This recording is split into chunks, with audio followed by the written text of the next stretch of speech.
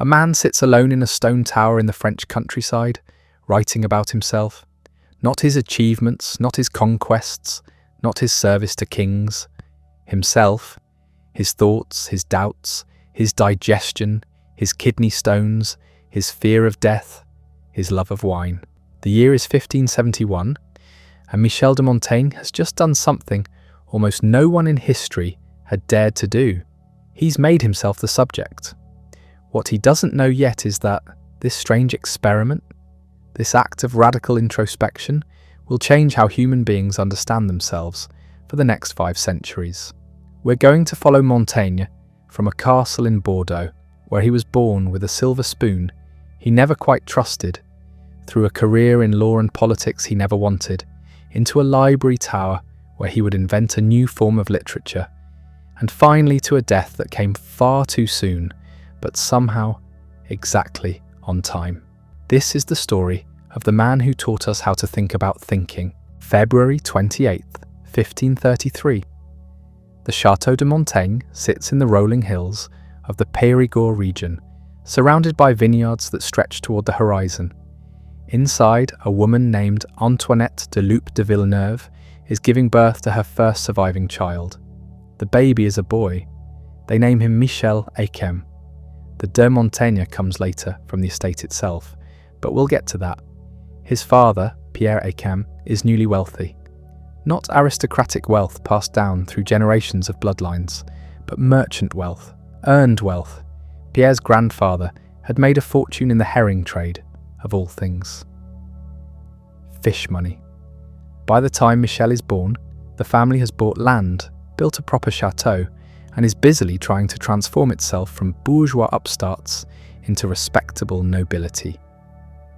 This tension between old money and new, between inherited status and earned position, will haunt Michel his entire life. Pierre Aykem is an unusual father for his time, or perhaps for any time. He's obsessed with education but distrusts traditional methods.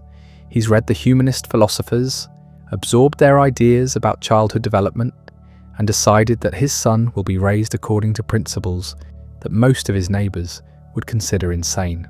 The first principle: the child must wake gently. No sudden noises, no harsh transitions from sleep to waking. Pierre hires a musician whose sole job is to play soft music outside Michel's room each morning, easing the boy into consciousness. Imagine being so wealthy, so committed to a pedagogical theory that you employ a full-time wake-up musician for your toddler. The second principle, and this one is even stranger: Michel must learn Latin before French, not alongside French, before. Pierre wants his son to speak Latin as naturally as breathing, and he's convinced the only way to achieve this is to make Latin the language of infancy. He hires a German tutor named Horstinus, who speaks no French, and he forbids everyone in the household, servants included, from speaking anything but Latin in the child's presence. The maids gossip in Latin. The stable boys curse in Latin. A 3-year-old Michel asks for his dinner in the language of Cicero. Does this work? Partially. Michel does become fluent in Latin, but the price is isolation. He grows up in a linguistic bubble, cut off from the ordinary life of French childhood. Years later, he'll write about feeling like a stranger in his own country, disconnected from the common people whose language he learned late and never quite mastered with the same ease as Latin. But Pierre isn't finished with his experiments. When Michel is 6, he's sent to the Collège de Guyenne in Bordeaux, one of the finest schools in France. Here the gentle awakening stops. Medieval education is brutal by design. Students rise before dawn, attend lectures for hours without break, memorize vast quantities of text through repetition and fear. The rod is used freely. Discipline is maintained through humiliation. Michel survives, more than survives actually. He's a good student, though not a brilliant one. He studies rhetoric, dialectic, philosophy, the classic curriculum of Renaissance humanism. But something shifts in him here. The boy raised on gentle music and experimental pedagogy encounters the harsh machinery of institutional learning. and he begins to develop the skepticism that will define his life's work. If his father's methods were unusual and the school's methods are traditional, which ones actually teach anything? Do any of them? What does it even mean to learn? At 13, he completes his studies at Guyenne.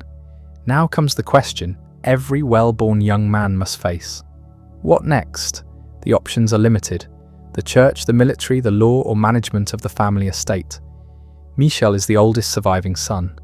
The estate will eventually be his, but Pierre has other plans first. He wants his son to have a profession, a career, something beyond simply inheriting land. Law it is. We don't know exactly where Michel studied law. The records are incomplete, most likely Toulouse, possibly Paris. What we do know is that by his early 20s he's qualified as a lawyer and has secured a position as a councillor in the Parlement of Bordeaux. This is not a legislative body, despite the name. It's a court, one of the regional judicial institutions that interpret and apply royal law. It's prestigious work, respectable, exactly what a young man from a family trying to establish itself should be doing. Michel hates it. Not immediately, perhaps. Not with the burning intensity that will come later. But there's a mismatch between his temperament and the work. Legal practice in 16th century France is a theatre of ambition, status-seeking, and political manoeuvring. Cases drag on for years. Arguments become personal. Everyone is trying to climb, to be noticed, to advance. Michel finds the whole enterprise exhausting and slightly absurd, but in 1554, something happens that makes the tedium bearable. Another young man joins the Parlement, a councillor named Etienne de la Boétie. He's 3 years older than Michel, already known as a gifted writer and thinker. They meet in the course of official business, two lawyers in a room full of lawyers. What happens next is one of the great friendships in literary history. How do you describe the connection between two people that defies ordinary explanation? Michel will spend years trying. He'll write that they were looking for each other before they met, that when they finally spoke, they found themselves already intimate, already known to each other. If you press me to say why I loved him, he'll write decades later, I can say no more than because he was he, and I was I. La Boétie is everything Michel wants to be, confident where Michel doubts, eloquent where Michel hesitates, passionate about ideas where Michel is beginning to suspect that passion itself might be a kind of error. They talk about everything: philosophy, poetry, politics, the nature of friendship, the purpose of life. They read together, write letters when separated, plan a future where they'll retire to their estates and devote themselves to study and conversation. For 4 years, this friendship transforms Michel's life. The tedious work of the Parlement becomes tolerable because La Boétie is there. The social climbing and political games seem less suffocating because he has someone who sees through them too. They're writing together, thinking together, building something neither could build alone. And then La Boétie gets sick. The summer of 1563 is hot and disease is spreading through Bordeaux. La Boétie develops what they call a colic, probably dysentery, possibly something worse. Within days, he's bedridden. Within a week, it's clear he's dying. Michel sits with him through the final days, watching his friend, this person who had become essential to his existence, slip away. The death is agonizing, drawn out. La Boétie remains conscious almost to the end, talking to Michel, trying to comfort him, making plans for his manuscripts, his possessions, his legacy. When he dies on August 18th, 1563, something in Michel dies too. Not the obvious part, not the part that keeps breathing and working and going through the motions of life. Something deeper, the possibility of that kind of connection. The belief that another person can complete you, can make the world make sense. Michel is 30 years old. He will live another 29 years, but he will never have another friendship like the one he just lost. He'll never look for one. How do you replace the irreplaceable? You don't. You learn to live with the hole where something essential used to be.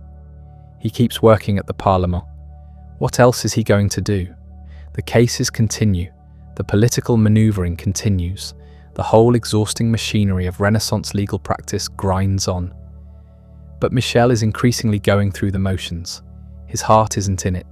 His attention wanders. He starts thinking about the question he'll spend the rest of his life exploring. How should a person live? In 1565, 2 years after La Boétie's death, Michel does what his family has been pressuring him to do for years. He marries. Her name is Françoise de la Chassaigne. She's the daughter of a colleague at the Parlement, from a good family, appropriate in every way. The marriage is arranged, as marriages of their class always are. There's no pretense of romance. That's not what marriage is for. Marriage is for alliance, for children, for the management of property, and the continuation of family lines. What was the marriage actually like? We don't really know. Michel will write hundreds of thousands of words about himself, about his thoughts and feelings and bodily functions, but he barely mentions his wife. When he does, it's usually in the context of some general observation about marriage as an institution. This silence is itself revealing. She's there, managing the household, bearing children, playing her role. He's there, playing his. They coexist. That seems to be the extent of it. The children start coming, one after another, as they did in every family trying to secure its future. But this is the 16th century, and infant mortality is not a statistic. It's a lived reality in every household. Michel and Françoise have 6 daughters. 5 die in infancy or early childhood. Only one, Léonore, survives to adulthood. Imagine the accumulation of grief. Imagine preparing a nursery, hiring a wet nurse, naming a child, watching that child sicken and die, and then doing it again and again. Michel will write about grief, about the death of children, but always at a distance, always as a philosophical problem rather than a personal one. He'll say that nature has given us the mercy of not loving our children fully until they've survived the dangerous early years. He'll quote ancient philosophers on the need for emotional detachment. He'll construct elaborate arguments about why excessive grief is a kind of weakness. This is a man building walls around a wound he cannot bear to examine directly. So Michel retreats, not dramatically. He doesn't storm out of the Parlement throwing his robes behind him like some Renaissance Jerry Maguire. He just gradually disengages, shows up less frequently, takes longer vacations at the family estate, lets others handle the cases he would have fought over years before. By 1570, he's 37 years old, and he makes it official. He resigns from the Parlement. His colleagues are probably relieved. The man who once argued cases with passion now radiates boredom. Better to have him gone than physically present, but mentally checked out. What does an unemployed nobleman do in 1570s France? If you're rich enough, if you have land and income from tenants, you can do the thing that would have been unthinkable to your ancestors, but is becoming fashionable among the educated elite. You can retire, not at 65 after a long career, at 37, in your prime. The Montaigne estate sits in the Périgord region of southwestern France. Rolling hills, vineyards, forests, the kind of landscape that looks timeless in paintings, but required constant management to remain productive. There's a chateau, of course.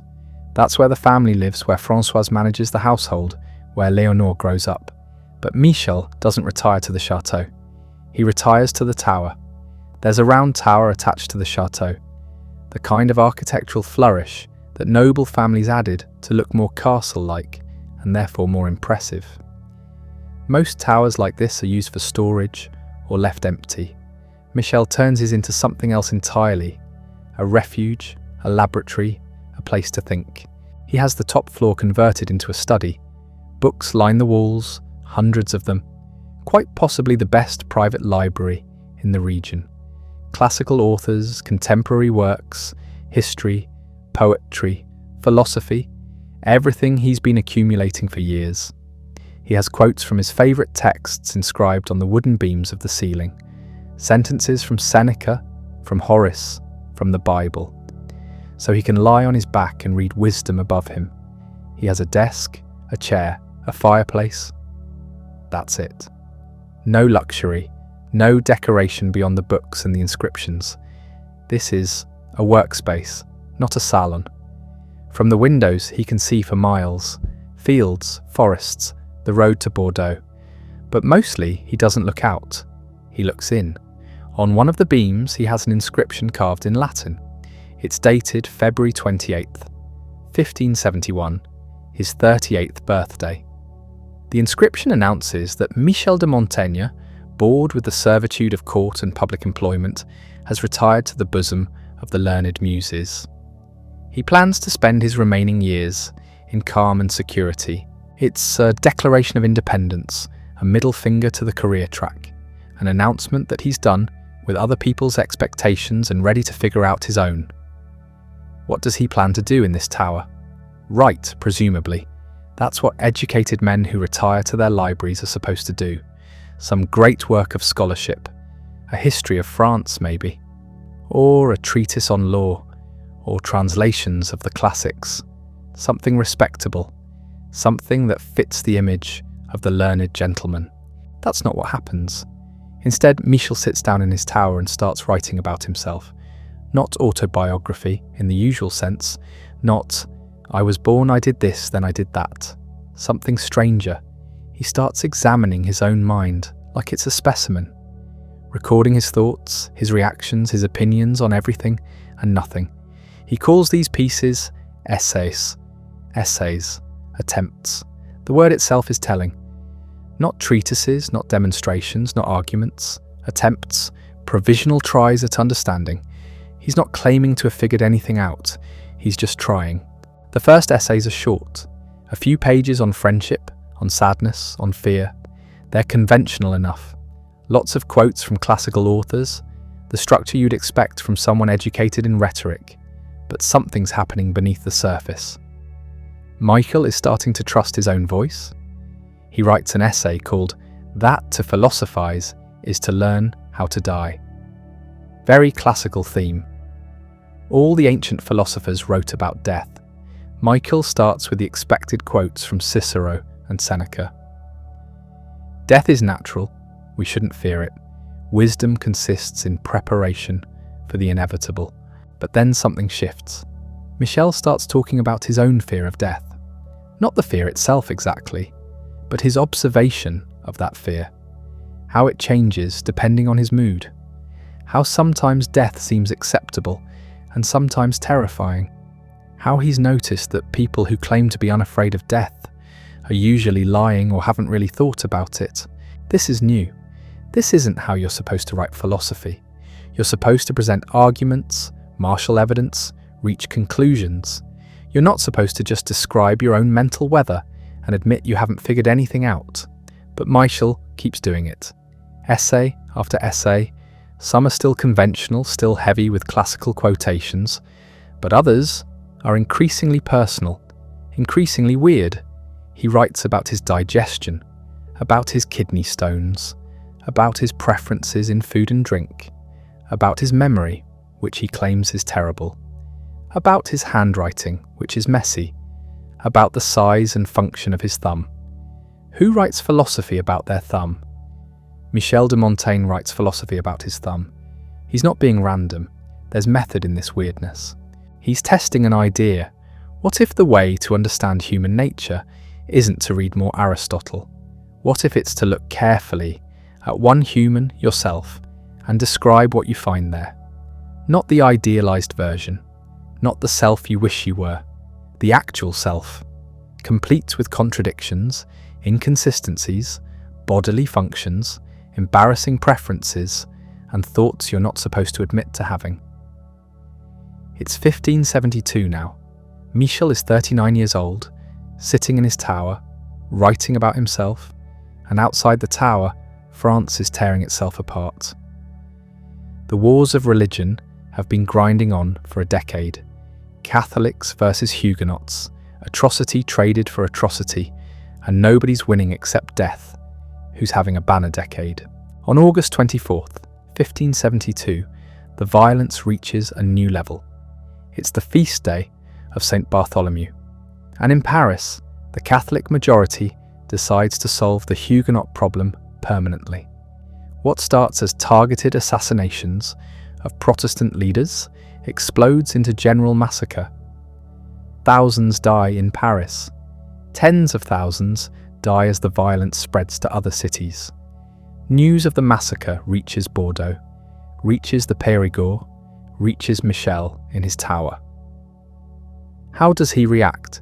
We don't have a diary entry. We don't have letters where he processes the horror. What we have are essays, written afterward, where he thinks about violence, about religious certainty, about the human capacity for cruelty. And what's striking is his refusal to take sides, not because he doesn't care, because he sees the same pattern on both sides. Catholics massacring Huguenots in the name of religious truth. Huguenots retaliating against Catholics in the name of religious truth. Everyone certain.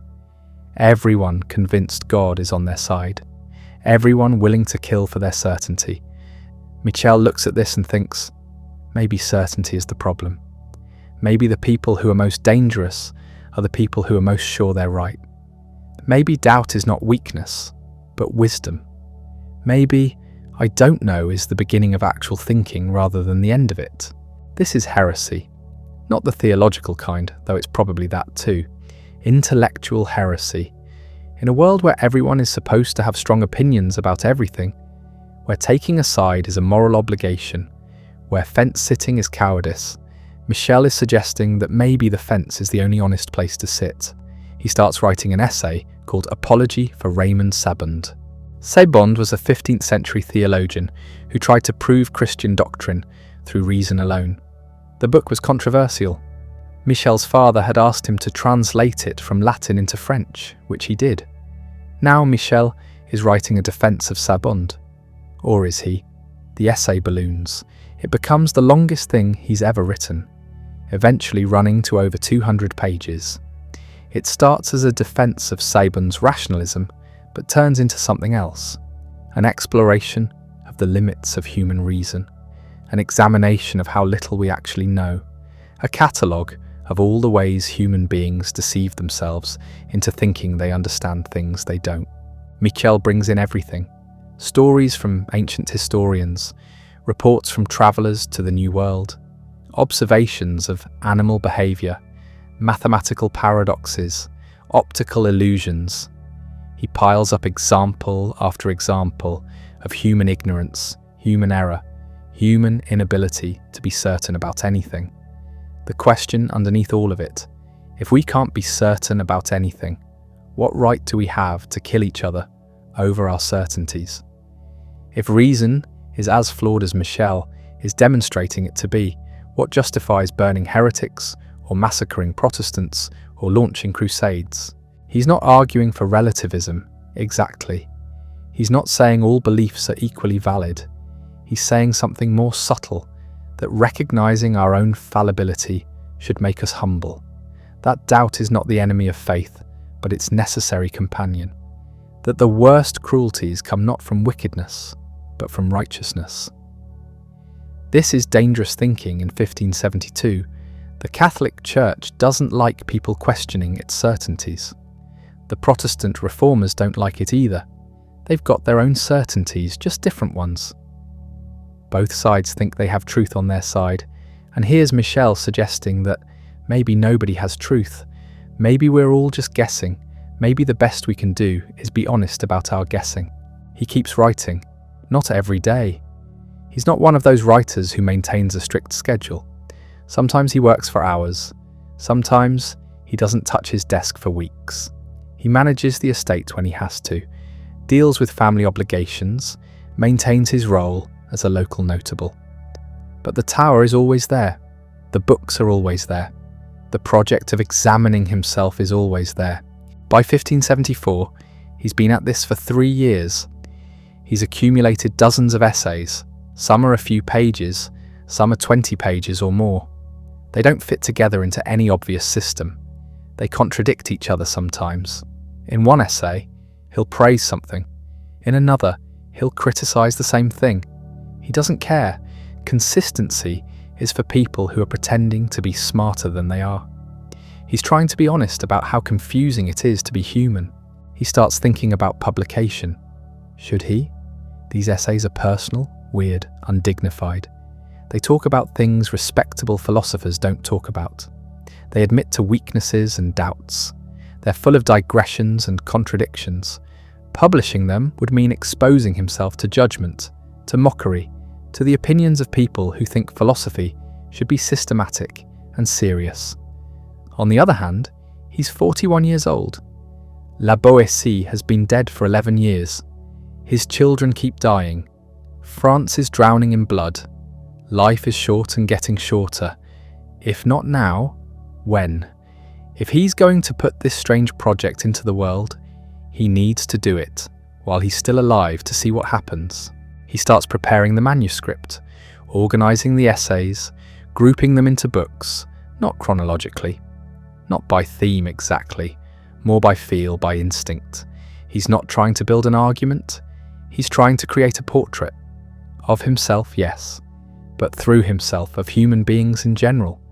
All the inconsistency, all the confusion, all the contradiction, that's not a bug, that's the point. In 1580, the first edition of the essays is published in Bordeaux, 2 volumes, 94 essays total. On the title page, essays by Michel, Lord of Montaigne, and underneath in Latin, viresque acquarit iundo. He gathers strength as he goes.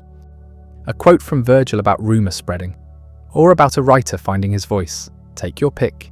The book does not explode into the world, it seeps. A few dozen copies at first, circulating among the educated classes of southwestern France. Some readers are intrigued, some are baffled, most don't know what to make of it. This isn't how philosophy is supposed to work. Where's the system? Where's the argument that builds from first principles to grand conclusions? Where's the certainty? Montaigne offers none of these things. He offers himself, his wandering thoughts, his doubts, his kidney stones, his sexual failures, his opinions about radishes and thumb wrestling, and how to educate children. It's unprecedented. Within a year, though, something starts to happen. The book finds its readers. Not the systematic philosophers, not the university professors who want everything neat and categorized. Different readers, people who recognize themselves in Montaigne's confusion, people who've been pretending to have all the answers and are exhausted by the pretense, people who find relief in his honesty. Letters start arriving at the tower, from other nobles, from scholars, from readers Montaigne has never met. They thank him. They tell him they thought they were the only ones who felt this uncertain about everything. They ask questions, they argue with him, they want more. He's surprised by this. He'd half expected to be laughed at or ignored. Instead, he started a conversation. A strange, rambling, deeply personal conversation that's spreading across France and beyond. The book is being discussed in Paris. Copies are reaching Geneva, Lyon, even crossing into Italy. But France itself is getting worse. The religious wars that had simmered and occasionally boiled over now explode into something unprecedented. In August 1572, just as Montaigne was beginning his withdrawal, Catholic forces had massacred thousands of Protestants in Paris during what became known as the Saint Bartholomew's Day massacre. The violence spread to other cities. Decades of killing followed. Neighbour turned on neighbour. Cities besieged cities. No one was safe. Montaigne watched from his tower, but he couldn't stay there forever. He had responsibilities. He was still a nobleman, still a magistrate, still someone people expected to take sides. And he couldn't. Not the way they wanted him to. He saw atrocities on both sides. Catholic armies burning Protestant villages, Protestant forces sacking Catholic churches, everyone claiming God's blessing, everyone certain of their righteousness, everyone willing to torture and kill for their version of truth. In his essays, he wrote about cruelty, not in abstract philosophical terms, but as something he'd witnessed. He described executions he'd seen, tortures he'd heard about, and he made a radical argument. Certainty enables cruelty. The more convinced you are that you're right, the more terrible things you'll do to people who disagree. Doubt, by contrast, creates space for mercy. This wasn't popular thinking. Both Catholics and Protestants wanted warriors, not philosophers asking uncomfortable questions. But Montaigne kept asking them. In essay after essay, he examined the foundations of belief, the nature of truth, the limits of human knowledge, and he kept arriving at the same conclusion. We don't know as much as we think we do. Take religion itself. Montaigne was Catholic, more or less. He attended Mass, participated in the rituals, never publicly questioned church doctrine. But in his essays, he examined the variety of human beliefs with unsettling neutrality. Christians think this, Muslims think that. Ancient Romans thought something else entirely. Each group absolutely certain they're right. Each group willing to kill for their certainty. Who's correct? Montaigne won't say. Maybe that's not even the right question. Maybe the right question is, given that humans have believed contradictory things throughout history, each group equally convinced, what should that tell us about the reliability of human conviction? He's not attacking Christianity directly. He's too careful for that. But he's undermining something deeper, the confidence that allows people to burn each other alive over theological disputes. If you really understood how limited human knowledge is, how uncertain even our most cherished beliefs must be, could you still torture someone for disagreeing with you? The essays accumulate. He adds new ones, expands old ones. The project becomes addictive. Every experience becomes material. He watches peasants working in the fields and writes about the dignity of manual labour. He suffers through another bout of kidney stones and writes about pain. He reads ancient philosophers and argues with them. He remembers La Boétie and writes about friendship again, from new angles with new insights born from years of grief. His style evolves. The early essays are shorter, more conventional, closer to the philosophical tradition he's trying to break free from. The later ones sprawl, they digress. They follow his mind wherever it wants to go, even if that means starting an essay about war and ending up talking about whether animals have reason. Critics complain about the digressions. Montaigne doesn't care. The digressions are the point. Real thinking doesn't move in straight lines. Real thinking wanders, backtracks, gets distracted, circles around. Anyone who claims otherwise is lying about how their mind actually works. By the mid-1580s, Montaigne is famous. Not universally loved, but impossible to ignore. His essays are being read across Europe, translated into other languages. He's become something new. Not a systematic philosopher, not a theologian, not quite a literary figure. Something in between. Someone who uses writing to think out loud, who makes his uncertainty into a kind of wisdom. And then, despite everything, despite his withdrawal from public life, despite his determination to stay in his tower and just write, he gets pulled back into the world. In 1581, he's elected mayor of Bordeaux. He doesn't want the job. He says so explicitly. He writes to the king asking to be excused. He argues that he's not suited for public office, that his temperament is all wrong, that he's most useful in his library. The king insists. Bordeaux insists. His duty as a nobleman requires it, so he accepts. The irony isn't lost on him. Here he is, the great advocate of withdrawal, the philosopher of private life, now running a major city in the middle of a civil war. He serves 2 terms, 4 years total, and he's good at it despite himself, better than he expected.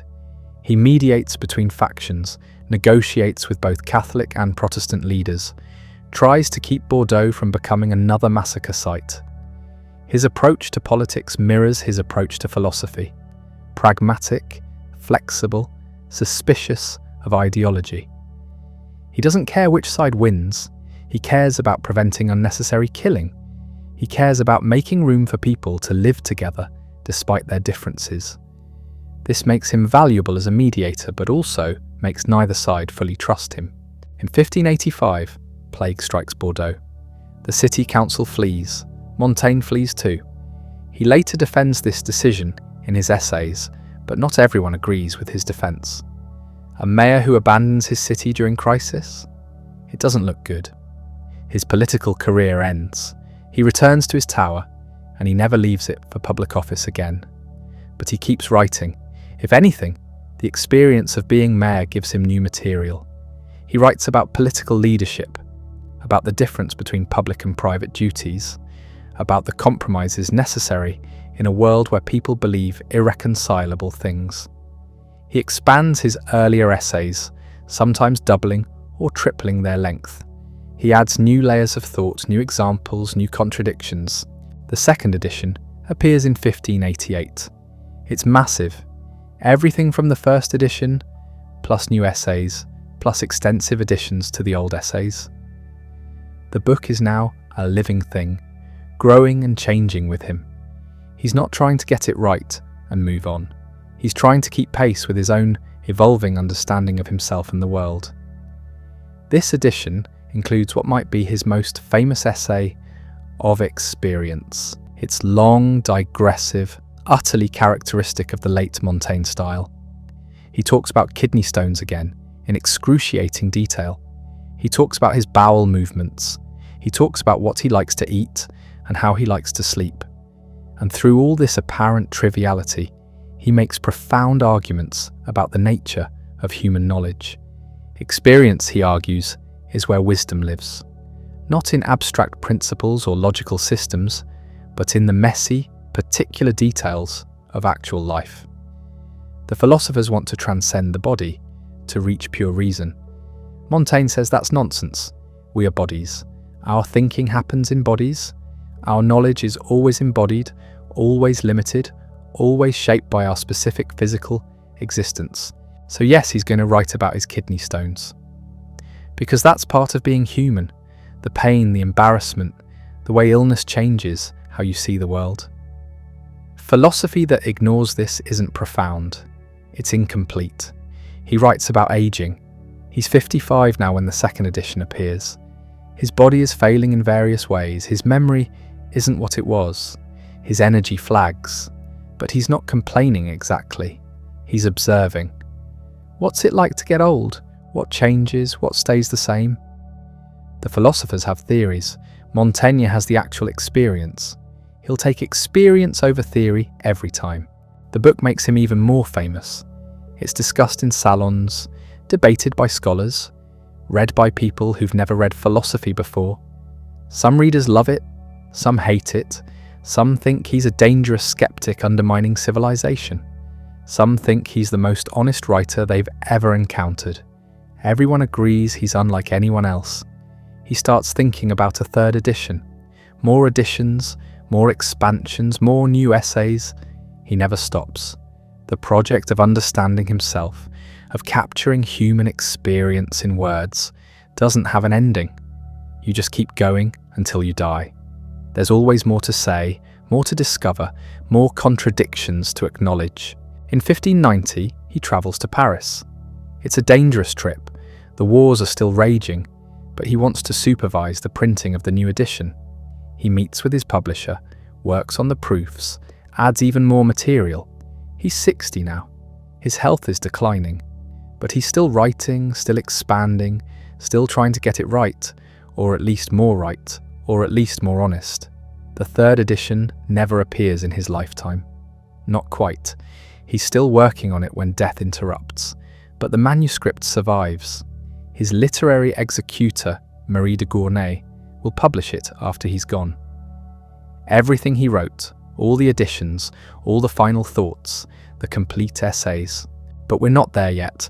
In 1590, Montaigne returns from Paris to his tower. He has maybe 2 years left, though he doesn't know that. He keeps writing, keeps adding to the essays, keeps examining himself, keeps being honest about the confusion, the uncertainty, the impossibility of ever really knowing anything for sure. The wars continue around him. France tears itself apart, armies march, cities burn.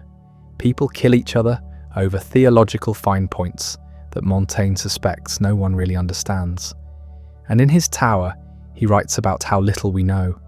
how uncertain everything is, how the wisest response to human limitation is not to pretend we're more than we are, but to accept our smallness with grace. It's not a popular message in an age of certainty, but it's the only message he has, the only one that seems true to his experience, the only one that respects the complexity of being human, the only one that makes room for mercy in a world drowning in righteousness. He writes late into the night sometimes. His hand cramps, his eyes tire, but he keeps going, because what else is there to do?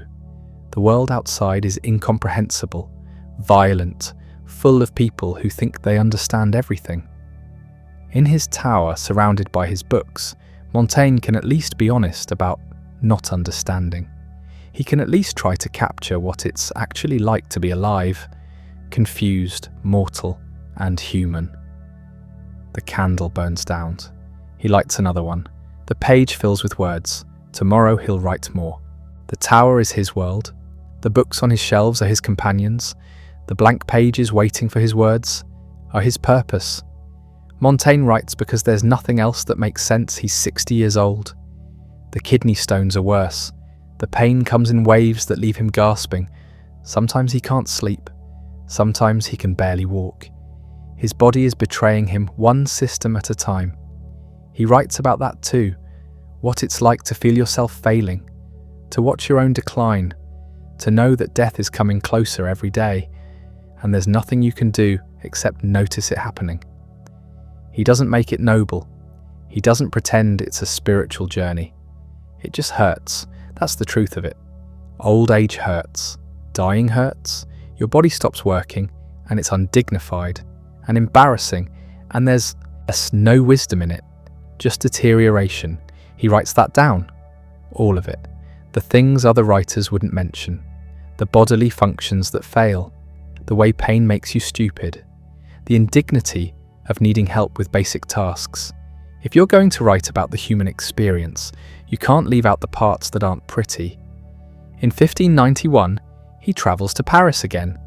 Another dangerous journey. But he needs to see his publisher, needs to work on the book. The third edition is almost ready. Just a few more additions, a few more corrections. He'll never stop correcting. Every time he reads something he wrote years ago, he sees ways to improve it. Better words, better examples, better honesty. The manuscript grows like a living thing. Layers upon layers. Essays written in 1572 now carry editions on 1580 and 1588 and 1591. Different versions of himself speaking to each other across decades, sometimes contradicting each other, sometimes agreeing, always changing. That's the point, to show that thinking is a process, not a conclusion. That wisdom, if it exists at all, is knowing you'll never arrive at final answers. Paris is still dangerous. The Catholic League controls parts of the city. Henry IV is besieging it. There are food shortages. People are starving. But Montaigne navigates it somehow. He meets with his publisher, reviews the proofs, makes more changes. He's obsessive about it now, getting the words exactly right, or as right as they can be, which is never quite right enough. He returns to his estate in early 1592, exhausted. The journey was too much. His health is clearly failing. He knows it. Everyone knows it. But he keeps writing. What else would he do? Sit around waiting to die? That seems worse. At least with writing he's doing something. Making something. Leaving something behind that might help someone understand what it was like to be him. To be human. To be confused and mortal and trying anyway. The kidney stones attack more frequently now. The pain is incredible. Medieval medicine has nothing useful to offer. They try things, bloodletting, herbs, prayer. Nothing works. The stones just keep forming, keep moving, keep tearing him apart from the inside. He writes about the pain, tries to describe it accurately. Not to complain, though he does complain, but to record it, to witness his own suffering, because someone should. Because if you can't make Emmy, Eaning from pain, you can at least make testimony. You can at least say this happened. This is what it felt like. I was here. Summer comes. Montaigne is in his tower, writing, always writing, adding more to the essays, correcting, expanding, never satisfied.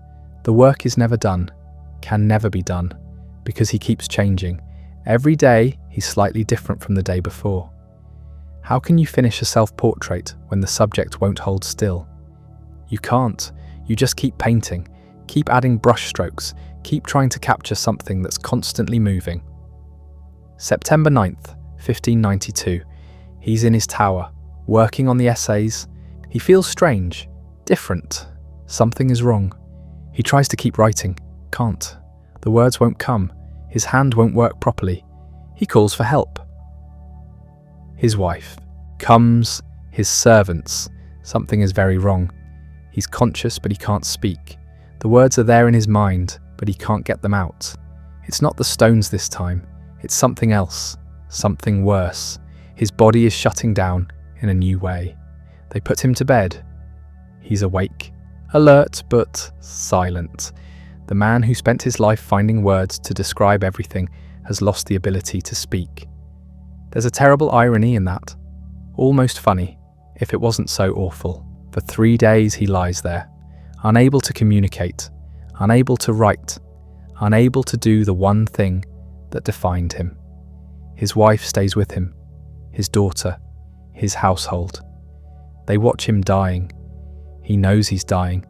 You can see it in his eyes, but he can't tell them anything, can't leave final words, can't make a speech about he just lies there, silent, probably terrified, probably frustrated, probably still thinking, the mind working even as the body fails.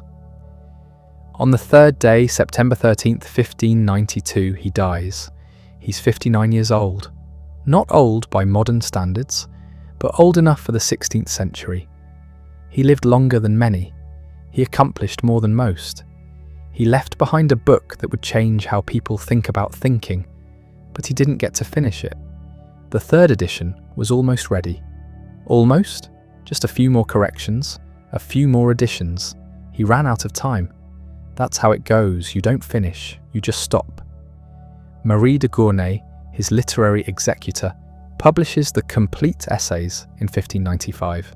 Everything Montaigne wrote, all the additions, all the layers, the whole accumulated projet. CT of 30 years of self-examination. It's massive, rambling, contradictory, repetitive, brilliant. Unlike anything else in literature, the book spreads across Europe. It's translated into other languages, Italian, English, Spanish. People read it and recognize themselves, or recognize a way of being honest they'd never seen before. Some readers are scandalized.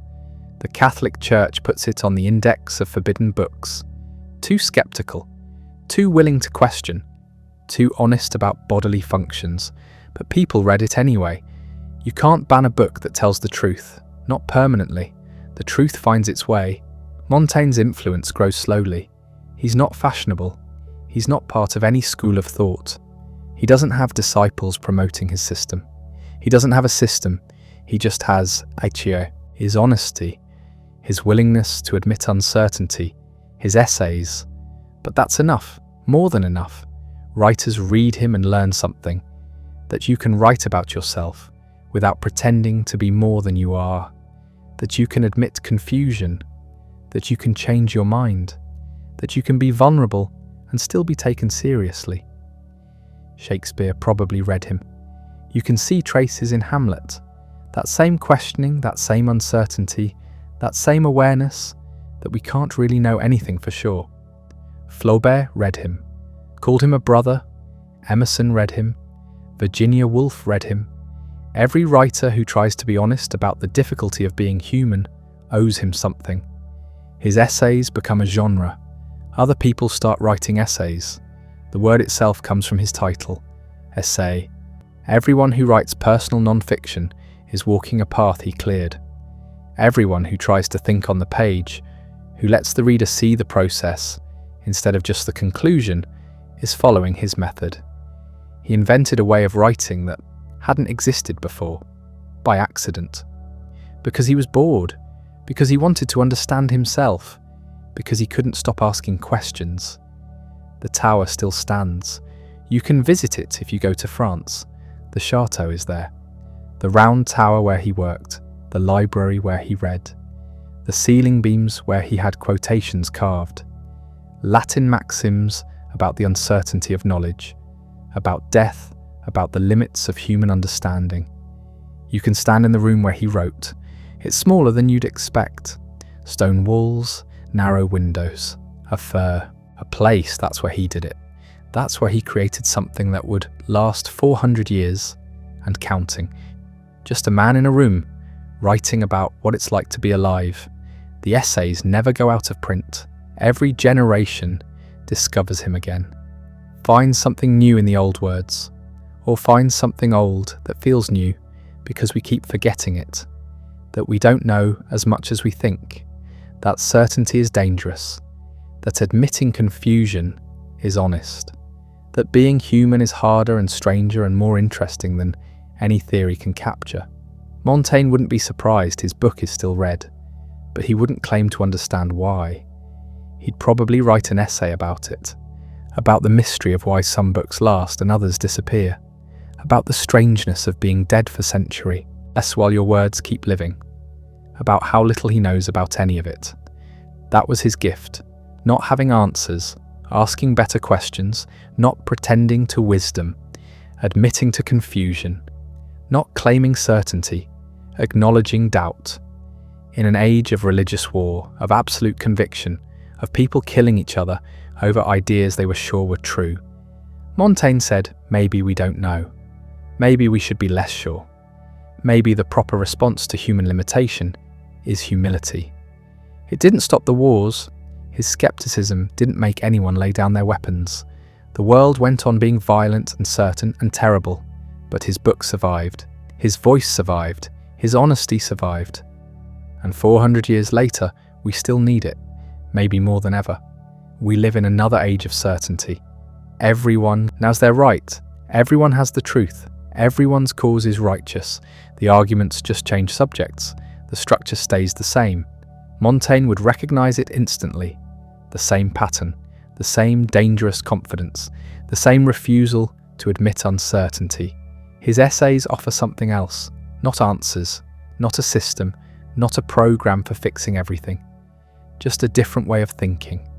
A way that makes room for doubt, for changing your mind, for admitting you were wrong, for being uncertain without being paralyzed, for acting even though you don't know for sure.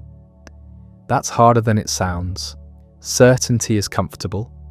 Doubt is uncomfortable. Admitting you might be wrong is painful. Changing your mind feels like failure, but Montaigne shows it doesn't have to. You can be uncertain and still be thoughtful. You can doubt and still act. You can admit confusion and still try to be good. You just can't claim to have everything figured out. That's the deal. The tower stands. The essays remain. The voice still speaks across 4 centuries, still asking questions, still admitting uncertainty, still trying to be honest about what it's like to be human, which is confusing and mortal and often undignified and occasionally wonderful and always more complicated than any theory can hold. Montaigne died in 1592, but the conversation he started never ended. Every reader becomes part of it. Every person who picks up the essays and finds themselves in those pages, who recognizes the voice, who feels less alone in their confusion. That's what survives, not the man, not the tower, not even really the words, the conversation, the permission to be uncertain. The example of someone who tried to be honest about not knowing, who made that honesty into art, who showed that admitting confusion could be a form of wisdom, the greatest wisdom maybe, the only wisdom that lasts, because certainty ages poorly, but honest doubt never gets old. We need it in every generation. Someone to remind us that we don't know as much as we think, that our enemies might be partly right, that our certainties might be partly wrong, that the truth is more complicated than any side admits. Montaigne did that. still does that. Will keep doing that as long as people read him. As long as someone opens the essays and hears that voice, calm, skeptical, humorous, sad, honest, human, the voice of someone who doesn't know but keeps trying anyway, who admits confusion but doesn't give up, who faces uncertainty without pretending it's certainty. That voice matters, still matters, will always matter, because the alternative is what Montaigne saw around him. War, dogma, cruelty, people so sure they're right that they'll kill for it. He offered something else, not perfect, not even always consistent, but honest. That counts for something, maybe everything. The essays weren't supposed to be what they became. That's worth understanding. Montaigne didn't set out to revolutionize how people think. He just wanted something to do. After he retired from public life, after he locked himself in his tower, he faced a problem wealthy men have faced forever. What now? You can only walk around your estate so many times. You can only inspect your vineyards so often. You can only have so many conversations with your neighbours about the weather and the crops. Boredom is dangerous for thinking people. It makes them restless, makes them question things, makes them start projects they might not finish. Montaigne started writing, not because he had something important to say, because he had nothing else to do. The first essays were short, simple, almost trivial. He wrote about sadness, about liars, about how we shouldn't judge someone's happiness until they're dead. Basic stuff. The kind of thing any educated person might jot down in a notebook. But something happened as he wrote. The essays got longer, more personal, more strange. He started including things you weren't supposed to include. Details about his body, his digestion, his kidney stones, his preferences, his contradictions. This was shocking. Gentlemen didn't write about their bowels. Philosophers didn't admit confusion. Serious thinkers didn't change their minds on the page where everyone could see. Montaigne did all of it. He made the private public, made the shameful speakable, made uncertainty respectable. Why did this work? Why did readers respond to what should have been embarrassing? Because everyone recognized themselves. Everyone had a body that embarrassed them. Everyone had thoughts that contradicted each other. Everyone had been certain about something, then changed their mind. They just didn't talk about it, didn't write about it, pretended it wasn't happening. Montaigne talked about it, wrote about it, made it the whole point. The form he invented matched the content perfectly. Essays. From the French essai, meaning attempt, trial, test. Not conclusions, not proofs, not arguments that claim to settle anything. Just attempts. Just someone trying to think something through. That trying is visible on every page. You can watch Montaigne's mind working. Watch him start with one idea, veer into another, come back to the first, question both, end somewhere different from where he began. This drives some readers crazy. Where's the structure? Where's the argument? Where's the thesis statement and the supporting evidence and the logical conclusion? Nowhere. That's not how the essays work. They work like thought actually works. Associative, wandering, circular, contradictory, honest. Take the essay on friendship. It's supposedly about his relationship with Etienne de la Boétie, the friend who died young and left Montaigne devastated. But it's also about Roman history, and Greek philosophy, and marriage, and digestion, and back to friendship, and off to something else. Why? Because that's how grief works. It doesn't stay on topic, it connects to everything, reminds you of everything, makes everything else seem trivial and profound at the same time. The structure isn't chaotic, it's honest. This is what it actually feels like to think about loss. Montaigne shows you the process, not just the conclusion. Or consider On Cannibals. It's about the indigenous people of Brazil brought back to France by explorers. Europeans called them savages, barbarians, less than human. Montaigne looks at their customs and asks a dangerous question. Compared to what we do to each other, In Religious Wars, who's really barbaric? He describes European torture methods, the things done in the name of God and King, the cruelties that civilized people inflict on each other daily. Then he describes the Brazilians' practices, which seem tame by comparison. The essay doesn't conclude that the Brazilians are noble savages. Montaigne wasn't that simple. It concludes that barbarism is relative, that calling other people savages mostly reveals what you're trying not to see about yourself. This was radical, still is. The assumption that our way is the right way, the civilized way, the only way, runs deep. Montaigne questioned it, not with anger, not with moral superiority, just with observation. What if they're not wrong? What if we're not right? What if it's all more complicated than that? These questions made people uncomfortable then, make people uncomfortable now. Because once you start questioning which side is civilized, you have to question everything else. Your beliefs, your certainties, your whole framework for understanding the world. Montaigne knew this, did it anyway. Called the collection Essays to avoid claiming he'd figured anything out. Just attempts, just trials. Just one person trying to think honestly about difficult things. The first edition appeared in 1580. 2 volumes, several hundred pages. Montaigne was 57. He'd been working on them for 8 years. He sent copies to important people, waited to see what would happen. People read them. Some were scandalized, some were confused, some recognized immediately that something new had entered the world. A voice unlike any other. A way of thinking that made room for uncertainty without collapsing into chaos. The book sold, not spectacularly, but it sold. People talked about it, argued about it, tried to figure out what exactly Montaigne was doing. He was doing something that seems simple but isn't. Being himself on the page, completely. Without apology, without trying to seem better or wiser or more consistent than he actually was. This sounds easy. It's nearly impossible. Try it. Try writing about yourself with complete honesty, admitting every contradiction, every shameful thought, every time you changed your mind, every time you were wrong, every time you acted badly, every physical detail you'd rather hide. You can't do it. Nobody can. We edit ourselves constantly, make ourselves presentable, hide the parts that don't fit the story we're telling.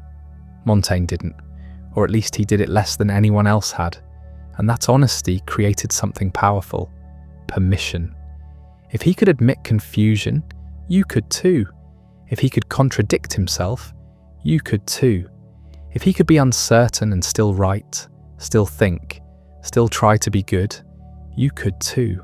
The permission mattered more than any specific argument, because what people needed then, what they need now, wasn't another system claiming to have everything figured out. It was an example of someone admitting they hadn't. But Montaigne wasn't satisfied with the first edition. He kept writing, kept adding, kept revising. The essays got longer. New ones appeared.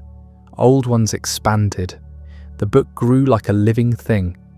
The second edition, in 1588, was substantially larger. More essays, more digressions, more of everything. Montaigne was 75, still questioning, still uncertain, still trying to figure things out. He died in 1592. The third edition appeared posthumously in 1595, edited by his adopted daughter, Marie de Gournay. Even larger, even more sprawling. The final form of a book that never wanted to be final. Because that was the point. The essays weren't meant to be finished, they were meant to be ongoing. An endless process of questioning and reconsidering. A conversation that didn't end because the author died. The book found readers. Slowly at first, then more quickly. It was translated into other languages: Italian, Spanish, English. Each translation brought new readers who recognized the voice, who felt less alone in their confusion.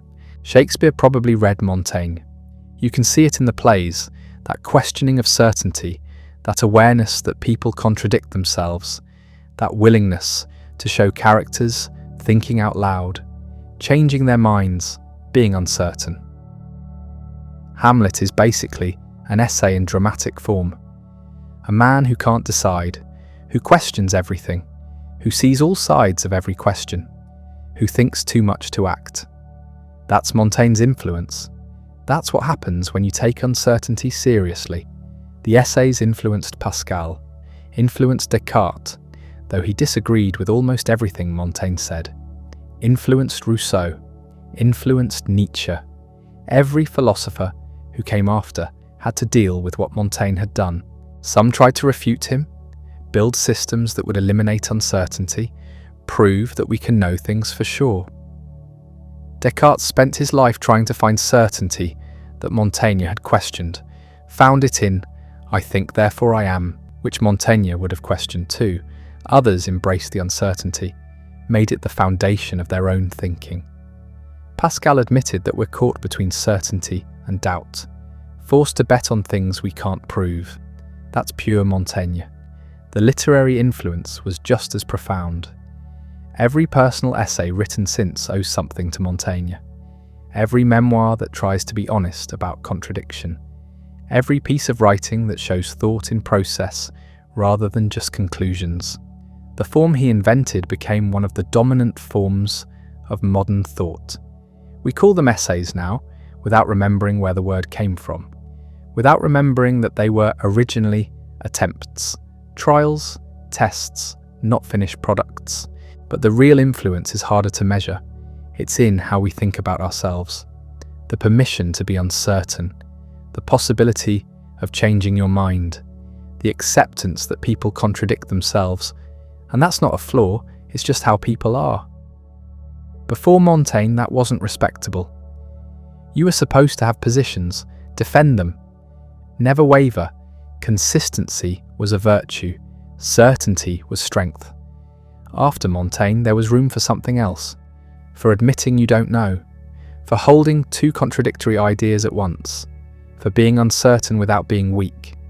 That room matters, still matters, because certainty is dangerous. Certainty starts wars, kills heretics, refuses to listen, claims to have God on its side. Uncertainty is safer.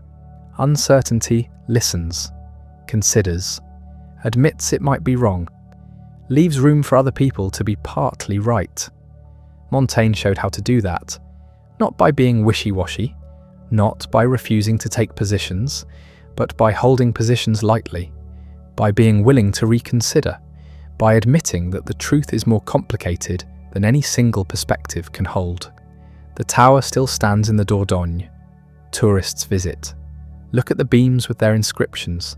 Try to imagine Montaigne working there, writing his endless attempts to understand himself and the world. The library is gone. The books are scattered. The man is dust, but the voice remains.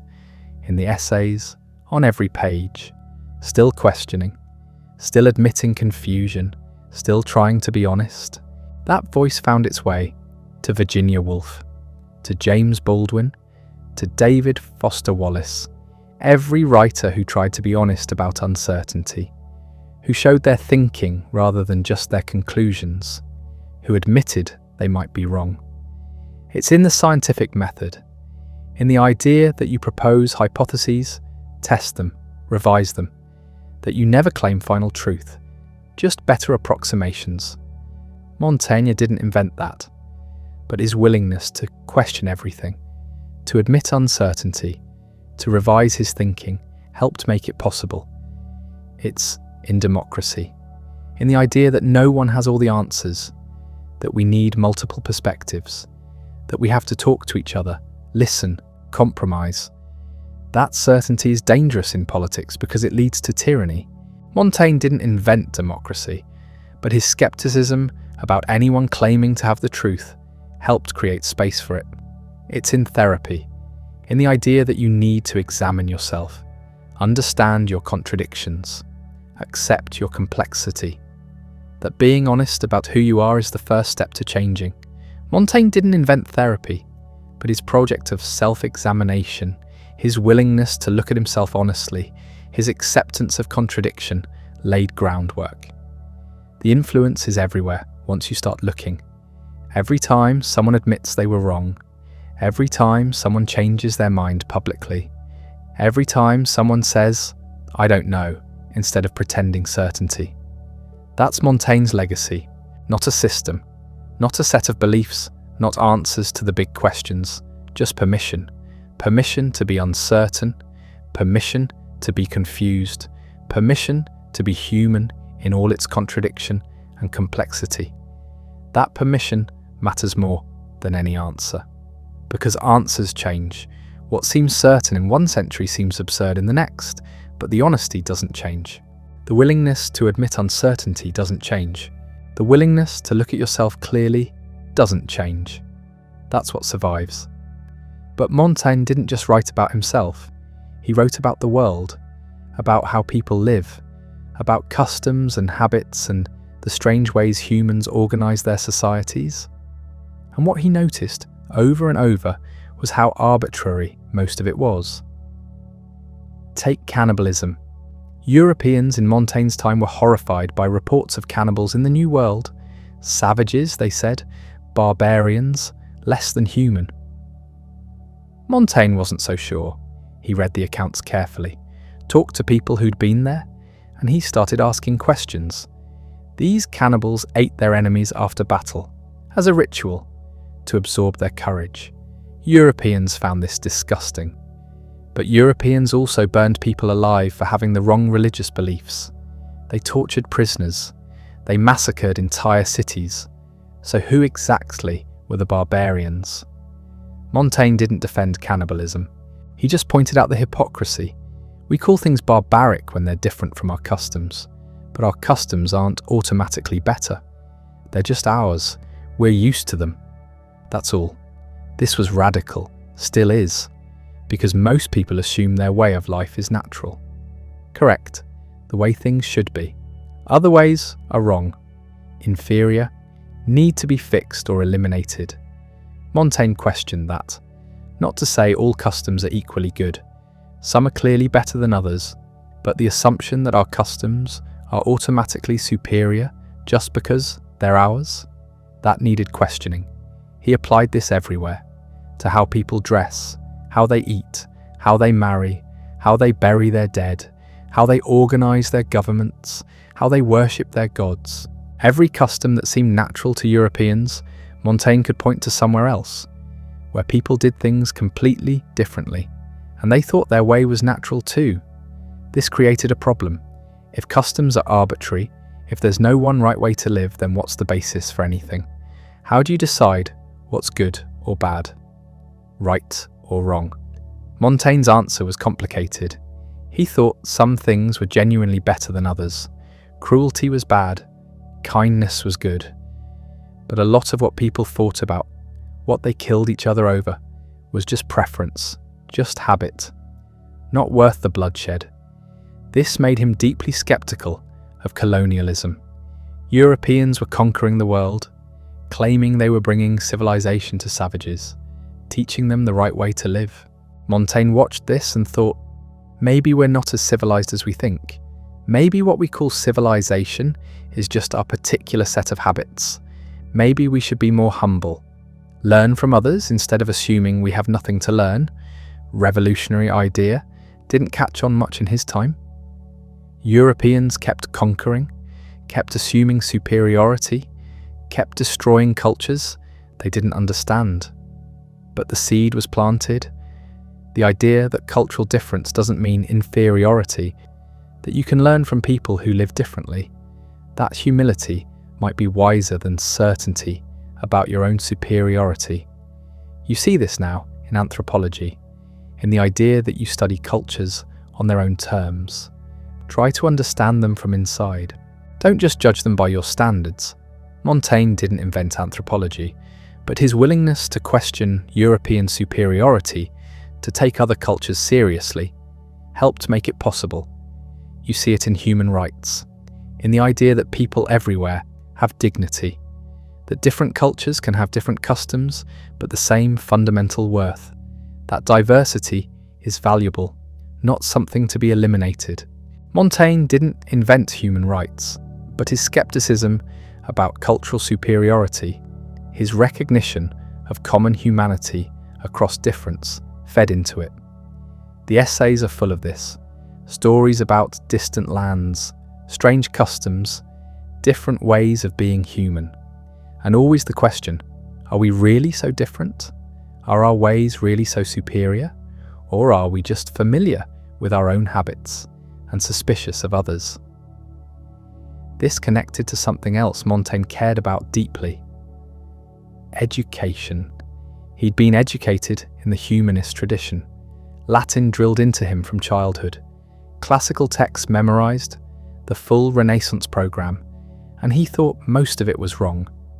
Not the content, the method, the way it was taught. Schools, Montaigne said, train students to repeat what they've been told, to memorize authorities, to argue from precedent. But they don't teach students to think, to question, to examine ideas for themselves. The result was educated people who could quote Cicero but couldn't reason, who knew what Aristotle said but didn't know how to evaluate whether Aristotle was right, who had heads full of other people's thoughts but no thoughts of their own. Montaigne wanted education to produce independent minds, people who could think for themselves, who questioned what they were taught, who tested ideas against experience, who weren't afraid to disagree with authorities. This meant changing everything. Instead of memorizing, students should discuss. Instead of accepting, they should question. Instead of learning what to think, they should learn how to think. The teacher's job wasn't to fill students with knowledge, it was to draw out their capacity for judgment, to strengthen their ability to reason, to make them skeptical of easy answers.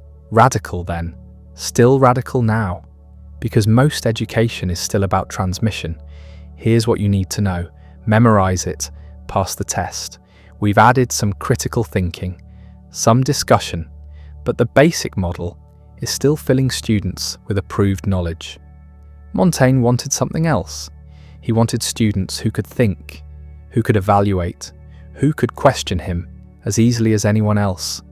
No sacred cows, no untouchable authorities, just ideas to be examined. This comes from his experience. He'd been force-fed Latin as a child. His father hired a tutor who spoke only Latin to him. The idea was total immersion. It worked. Montaigne knew Latin perfectly, but he resented the method, the forcing, the lack of choice. He wanted education to respect students, to treat them as rational beings developing judgment, not as empty vessels to be filled, not as raw material to be shaped, as minds to be strengthened through exercise. You see this in progressive education, in Dewey's idea that students learn by doing, in Montessori's respect for children's autonomy, in every approach that values student thinking over student compliance. Montaigne didn't invent progressive education, but his critique of rote learning, his emphasis on independent judgment, his respect for students as thinkers helped make space for it. The Tower Library was his classroom, teaching himself, following his curiosity, reading what interested him, questioning everything. No curriculum, no tests, no grades, just the pleasure of learning and the discipline of thinking clearly. That's the education he wanted for everyone. Impossible, maybe. Not everyone has a tower and a library and unlimited time, but the principle matters. Education should produce people who can think, not people who can repeat. That distinction is everything, because the world changes. What you memorize becomes obsolete, but how you think stays with you. The ability to examine ideas, to question assumptions, to think independently, that's what lasts. Montaigne knew this, lived it, made it the center of his project.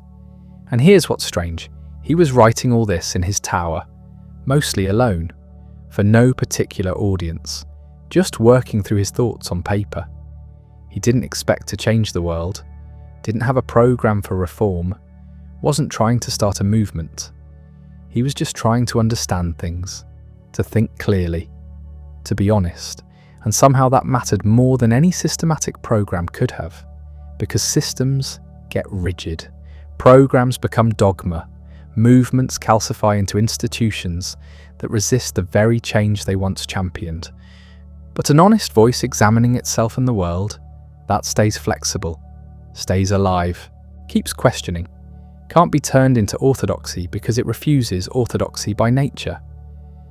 That's why Montaigne still matters. Not because he had answers, because he kept asking questions. Not because he built a system, because he refused to build systems. Not because he was certain, because he admitted uncertainty. The essays aren't a philosophy, they're a demonstration. This is what it looks like to think honestly, to examine yourself, to question your assumptions, to admit confusion, to revise your thinking, to be human in all its complexity. And that demonstration turned out to be more influential than any philosophical system. Because you can't argue with it. You can disagree with Montaigne's conclusions, but you can't disagree with his honesty, his willingness to examine himself, his refusal to pretend certainty he didn't feel. That's unarguable and contagious. Once you see someone being that honest, you want to be that honest too. Once you see someone admitting uncertainty without shame, you feel permission to admit your own uncertainty.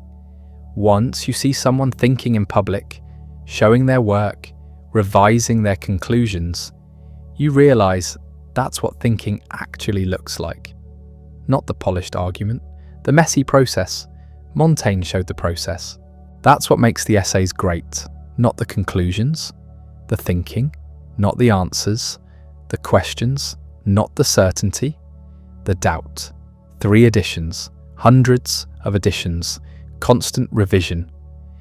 The essays grew because Montaigne kept thinking, kept questioning, kept changing his mind. He could have stopped, published the first edition and been done. But he couldn't stop. His mind kept working, kept noticing things, kept questioning what he'd said before, so he kept adding. The book became a record of a mind in motion. That's rare. Most books present finished thoughts, polished arguments, final conclusions. The essays present thinking itself, the actual process, including the dead ends and contradictions.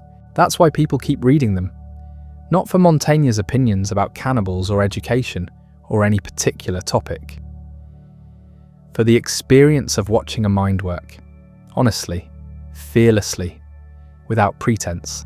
That experience is timeless, because minds still work the same way.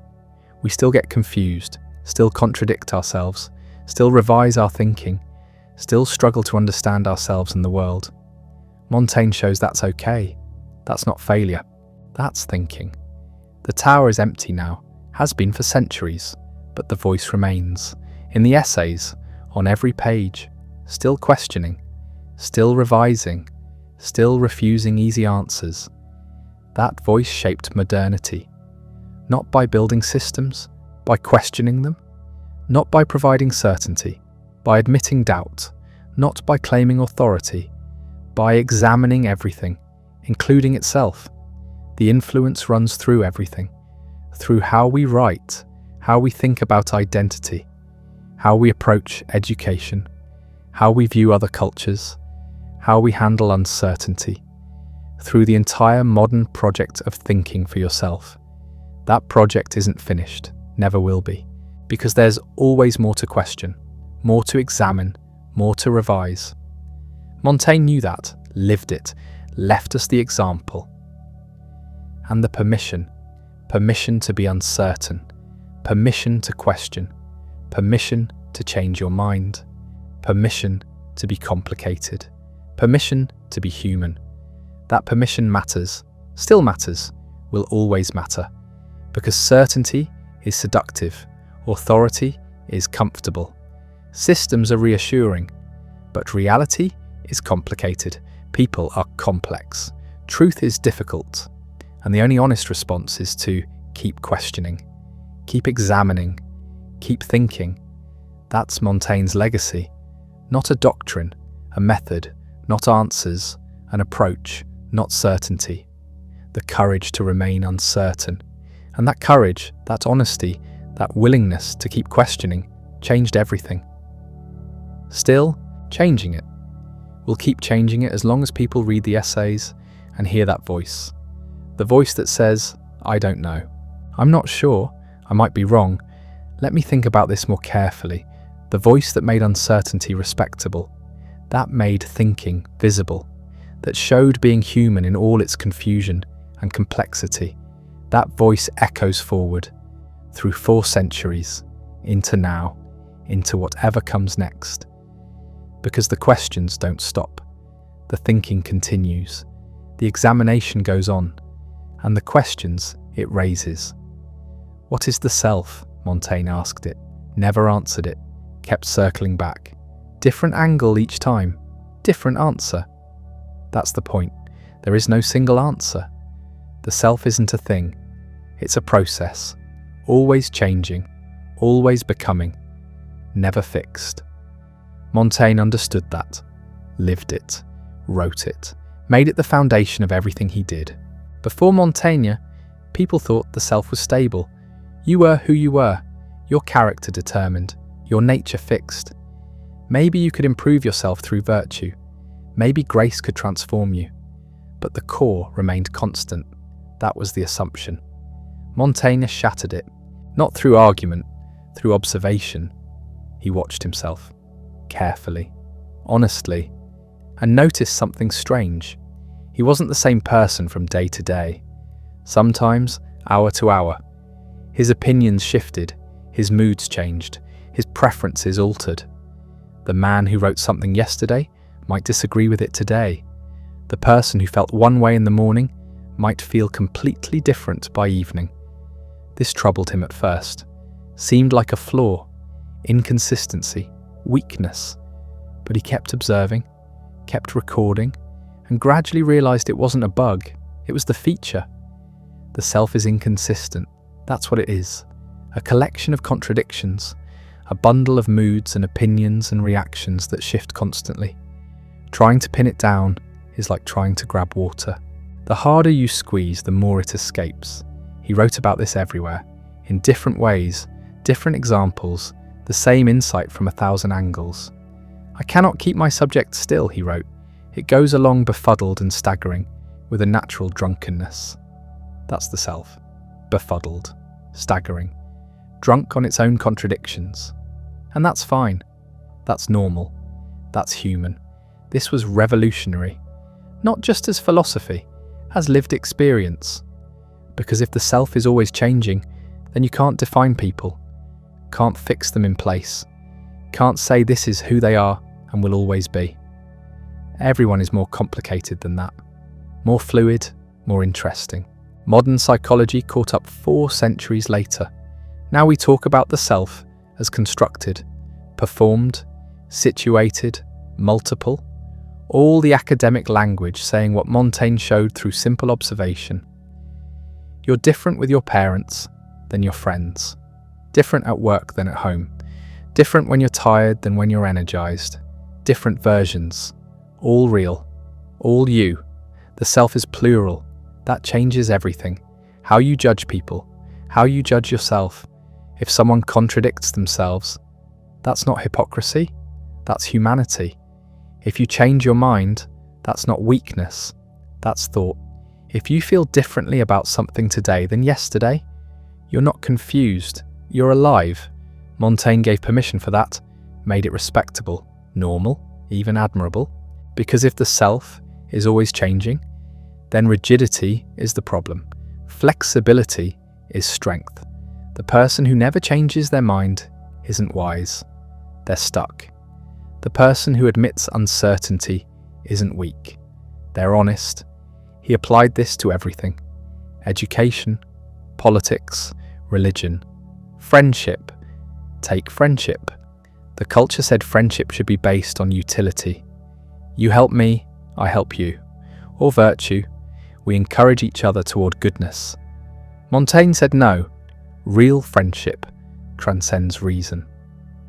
His friendship with Etienne de la Boétie, which lasted only 4 years before la Boétie died, became his model. If you press me to tell why I loved him, Montaigne wrote, I can say no more than because he was he and I was I. That's it. No justification, no reasons, just recognition, two selves meeting, understanding each other completely, needing nothing more. When La Boétie died in 1563, Montaigne was devastated. The loss shaped everything after. At the Tower, the essays, the entire project, he was trying to continue the conversation, with a friend who was gone, with himself, with readers he would never meet. That understanding of friendship influenced everyone who came after, the Romantics especially. The idea that connection transcends reason, that some relationships just are. You can't explain them. Don't need to. They exist in their own right. Wordsworth and Coleridge, Byron and Shelley. The entire romantic ideal of friendship traces back to Montaigne and La Boétie. Same with education. Montaigne hated his schooling. The rote memorization, the endless Latin drills, the beating of information into students like hammering nails. He thought it was backward. Education shouldn't fill the student. It should cultivate them, like gardening. You don't make plants grow. You provide conditions, remove obstacles, let nature work. He wanted education to teach judgment, not facts. "We are great fools," he wrote. "He has spent his life in idleness," we say. "I have done nothing today." What, have you not lived? That is not only the fundamental, but the most illustrious of your occupations. Living, thinking, experiencing, that's what matters, not accumulating information, developing yourself. This influenced Rousseau directly. His Emile, the revolutionary treatise on education, is basically Montaigne updated. Don't force children into moulds. Let them develop naturally. Teach them to think, not what to think. Give them experiences, not lectures. The entire progressive education movement traces back through Rousseau to Montaigne and politics. Montaigne lived through the wars of religion, Catholics versus Protestants, massacres, atrocities, neighbours murdering neighbours over doctrine. He found it insane, not the caring about religion, the certainty. Each side absolutely convinced they were right, willing to kill for it, die for it, destroy everything for abstract principles they couldn't even agree on. He took a different approach, skeptical, pragmatic, yes, have beliefs, but hold them lightly. Remember, you might be wrong. The other side might have a point, or both sides might be wrong, or the question might not have an answer. In any case, don't kill people over it. That's barbarism dressed as piety. This got him in trouble. Both sides suspected him. Catholics thought he was too sympathetic to Protestants. Protestants thought he was too Catholic. He didn't care. Or rather, he cared about ending the violence more than defending doctrine. He worked for peace, negotiated, compromised, made himself useful to both sides precisely because he belonged fully to neither. His political essays influenced Montesquieu, Voltaire, the entire Enlightenment project of religious tolerance. You don't have to agree with someone to let them live. Don't have to approve of their beliefs to grant them rights. This seems obvious now. Wasn't then. Montaigne helped make it obvious by questioning certainty, by admitting doubt, by showing that you could be religious without being fanatical, thoughtful without being heretical. The method mattered as much as the conclusions. How do you approach questions? With what attitude? Montaigne's attitude was curiosity, not judgment, not certainty, curiosity.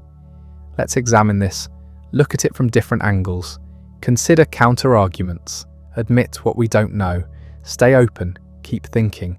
That attitude shaped science, not directly.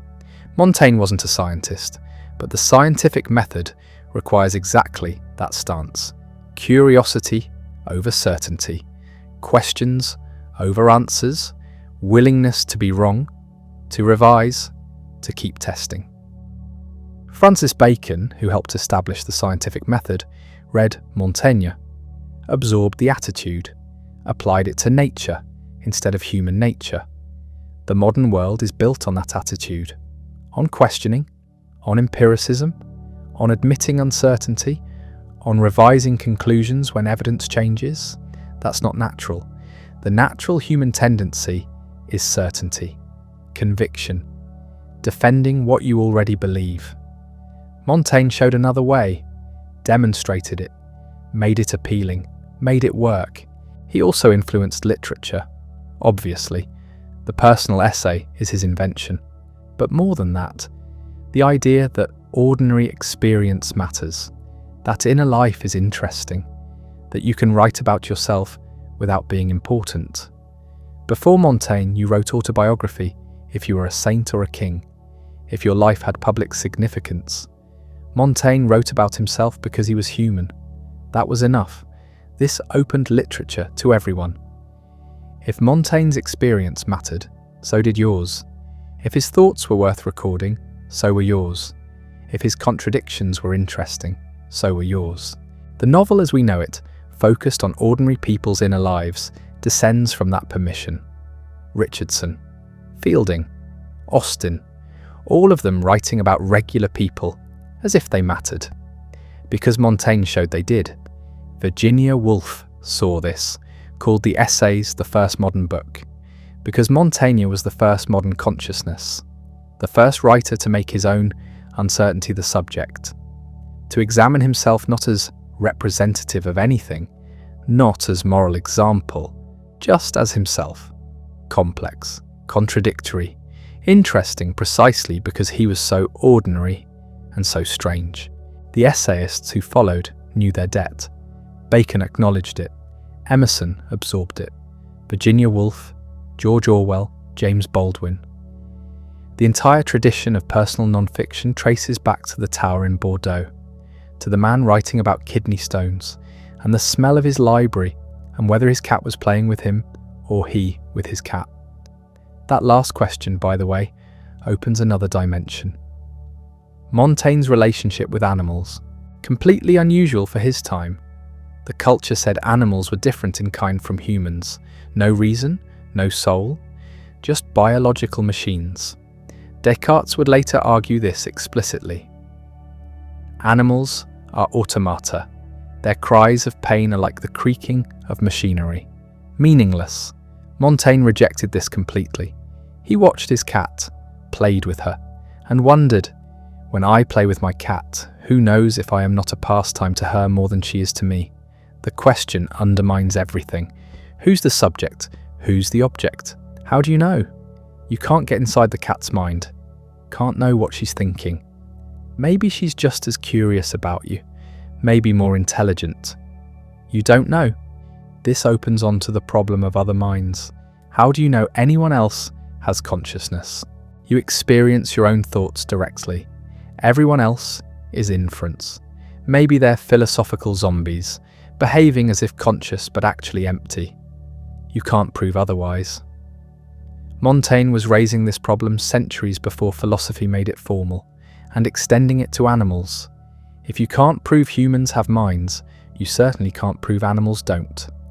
Your assumption of superiority might be pure prejudice, convenient for eating them, questionable as philosophy. This influenced later thinkers, Darwin especially. If humans and animals are continuous, not separate kinds, then where do you draw the line? Consciousness? Language?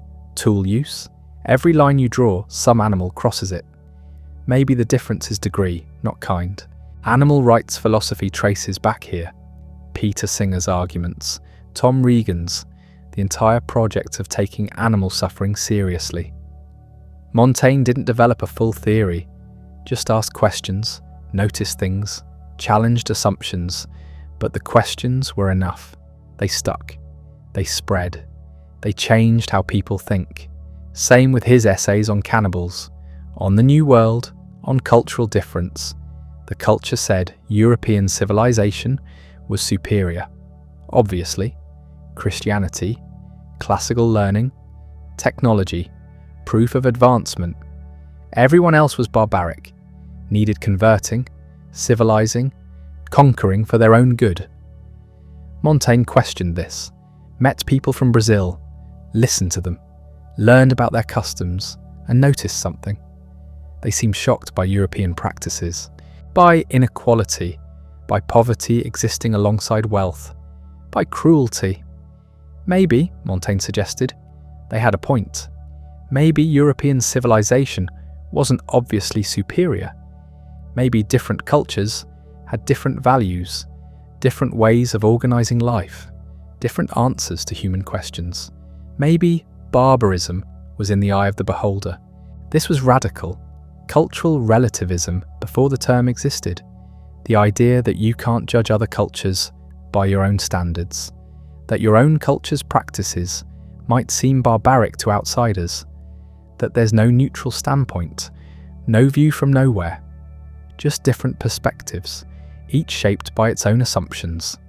Anthropology, as a discipline, absorbed this, the principle that you study cultures on their own terms. Don't impose your values, try to understand how the people themselves make sense of their lives. That's Montaigne's method, applied systematically. Claude Lévi-Strauss acknowledged the debt. Montaigne was the first anthropologist, the first European to look at other cultures with genuine curiosity rather than judgment. The implications run deep. If cultures are different but equally valid, then your own culture's values aren't universal. They're particular, local, contingent. This threatens everything. Religion, morality, political systems, all of it becomes questionable, relative, open to examination. That examination is modernity. That's what the modern world is, the project of questioning everything, including the questioning itself. Montaigne started it, didn't finish it, couldn't finish it. The questions multiply, the examination continues. New angles, new problems, new uncertainties. That's the point. There's no final answer, just better questions, deeper examination, more honest uncertainty. Montaigne showed us how, gave us the method, the attitude, the courage to not know. And that courage, that honest uncertainty, that willingness to keep examining, created the world we inhabit. A world where everything is questionable, where certainty is suspect, where thinking never stops. That examination touches everything, politics especially. Montaigne lived through religious civil war, Catholics versus Protestants, France tearing itself apart, each side certain, each side righteous, each side willing to kill for truth. Montaigne watched and drew conclusions. Fanaticism comes from certainty. You don't massacre people over questions, you massacre them over answers. The more certain you are, the more dangerous you become. Doubt is the brake on violence. Uncertainty makes you hesitate. Question yourself. Consider alternatives. Maybe you're wrong, maybe they have a point, maybe killing them isn't necessary. This was heresy. Both sides hated it. To Catholics, Protestant heresy threatened salvation. To Protestants, Catholic corruption betrayed Scripture. Both believed compromise was surrender. Neutrality was cowardice. You had to choose, take a side, fight. Montaigne refused. Not because he lacked conviction, he was Catholic, remained Catholic, but he wouldn't kill Protestants, wouldn't support massacres, wouldn't treat certainty as justification for violence. His position was sophisticated, more sophisticated than either side understood. He believed in tolerance, not because all views are equally true, but because humans are equally fallible. You might be wrong, your opponents might be right, or both of you might be partly right, partly wrong. The situation is complicated, your understanding is limited, certainty is premature, so tolerance becomes necessary, not as weakness, as wisdom. This influenced political philosophy profoundly. John Locke read Montaigne. His arguments for religious tolerance echo these themes. You can't force belief. Persecution doesn't produce genuine faith. Different people interpret Scripture differently. No one has final authority, so let them worship as they choose. The state should stay neutral. That's the foundation of liberal democracy. Separation of church and state, freedom of conscience, religious tolerance, All of it traces back to arguments Montaigne made while France burned. The practical application was immediate. Montaigne served as mayor of Bordeaux during the wars. Difficult position, dangerous position. The city was Catholic, but Protestant forces surrounded it. Royalist armies fought nearby. Everyone armed, everyone suspicious. One wrong move meant disaster. Montaigne navigated it, kept the city relatively peaceful, refused to take extreme positions, negotiated with both sides, protected refugees, prevented massacres that happened elsewhere. His method was simple. Listen to everyone. Trust no one completely. Make decisions case by case. Don't commit to rigid principles that force your hand. Stay flexible. Stay human. He wrote about this, about the difficulty of governing during chaos, about the temptation of ideology, about how abstract principles can justify concrete atrocities. A ruler who follows theory rigidly will make terrible decisions. Reality is messier than theory. People are more complicated than categories. Good governance requires judgment, not rules. Judgment. This is pragmatism, American pragmatism especially. William James, John Dewey. The idea that philosophy should be practical, that theories should be judged by their consequences, that abstract principles matter less than concrete results. Montaigne was the first pragmatist, testing ideas against experience, valuing what works over what sounds good. His political writings influenced Montesquieu. The separation of powers, checks and balances, the idea that no one should have absolute authority. Why? Because humans are fallible. Give anyone too much power and they'll abuse it. Not because they're evil, because they're human. Limited, biased, certain beyond their competence. So divide power, make different groups check each other, force negotiation, compromise, moderation. This prevents tyranny, not perfectly. Nothing works perfectly, but it works better than alternatives. That's the pragmatic test. Does it reduce harm? Then keep it. The American founders absorbed this, Madison especially. Federalist 10. The whole constitutional structure. It's Montaignian. Distrust of certainty, awareness of human fallibility, preference for messy compromise over clean theory. The Constitution is an essay, testing ideas, revising them, staying uncertain. But Montaigne's influence runs deeper than specific political ideas. He changed how people think about authority itself. Before Montaigne, authority was simple. God, Scripture, Aristotle, ancient wisdom. You cited authorities, quoted them. Your argument's strength depended on whose authority you invoked. The bigger the name, the stronger the claim. Montaigne questioned this, not the authorities themselves necessarily. The whole concept of authority. Why should ancient writers be right? They were human, like us. They made mistakes, had biases, limited knowledge. We've learned things since then. Why defer automatically? This is the modern attitude. Question everything, including the questioners. No one gets automatic deference. Not Aristotle, not the church, not tradition, not experts. Everyone has to justify their claims. Provide reasons, evidence, arguments that stand up to examination. That's the Enlightenment in a nutshell. Sapere aude, dare to know. Think for yourself. Don't accept claims on authority. Examine them, test them, decide for yourself. Kant made it explicit, but Montaigne lived it first. The consequences were revolutionary. Science couldn't develop until authority was questioned. You can't do experiments if you already know the answers. You can't discover new things if ancient books contain all truth. The scientific revolution required Montaigne's attitude. Doubt authorities, trust observation, test hypotheses, revise theories when evidence contradicts them. Francis Bacon acknowledged this. The scientific method is systematic Montaignian skepticism. Question received wisdom. Observe carefully. Experiment. Draw conclusions tentatively. Stay ready to revise. That's the essay method applied to nature. Same openness, same humility, same willingness to be wrong. And this attitude spread everywhere. History became critical. Scholars questioned ancient sources, checked claims, looked for bias, propaganda, error. They stopped treating old texts as sacred, started treating them as evidence, flawed evidence from flawed observers, useful but unreliable. Economics developed, questioning traditional assumptions about wealth, trade, value. What if everything we think about money is wrong? Let's examine it, test it, see what actually happens when we change policies.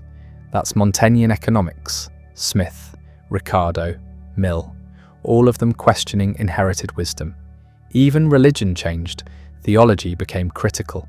Scholars examined scripture historically, asked who wrote these texts, when, why, under what circumstances, what biases did they have, what were they trying to accomplish.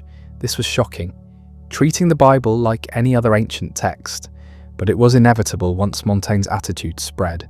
Nothing is above examination. That examination reached everything eventually. Gender, race, class, all the categories societies use to organize themselves, all the hierarchies people accept as natural. Montaigne's method questions them. Why are things this way? Who benefits? What assumptions underlie current arrangements? Are they justified? Feminism is Montaignian. Simone de Beauvoir writing The Second Sex, asking why women are subordinate, examining the assumptions, finding them arbitrary, conventional. Not natural, not necessary, just traditional. And tradition isn't justification. That's pure Montaigne. Same with civil rights movements. Racial hierarchies seemed natural for centuries. Then people started examining them, asking questions, checking assumptions, finding nothing underneath, no justification, no reason, just power and prejudice. The examination destroyed the hierarchy. Slowly, painfully, but inevitably. This is why Montaigne matters. Not because he answered questions, he didn't. He asked them, and taught others to ask. That questioning is still happening, still spreading, still undermining certainties, creating the world we inhabit. But there's a problem. Montaigne saw it.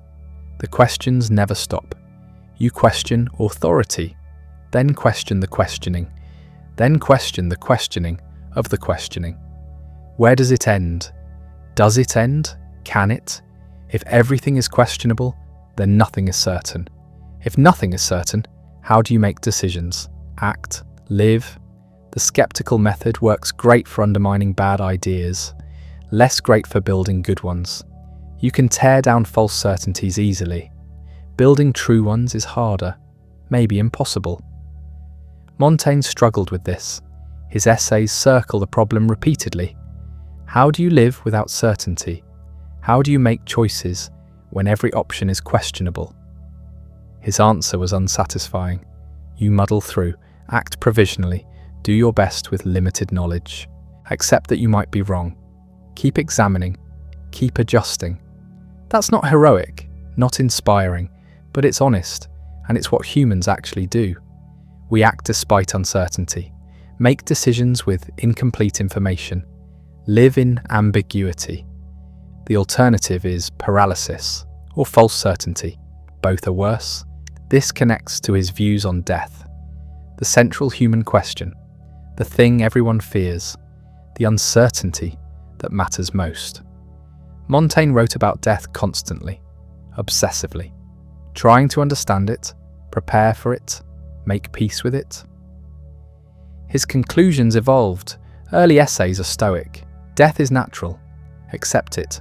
Don't fear it. Later essays are less certain. Maybe you can't prepare. Maybe acceptance is impossible. Maybe death remains terrifying no matter what philosophy says. The honesty is striking. He's admitting failure.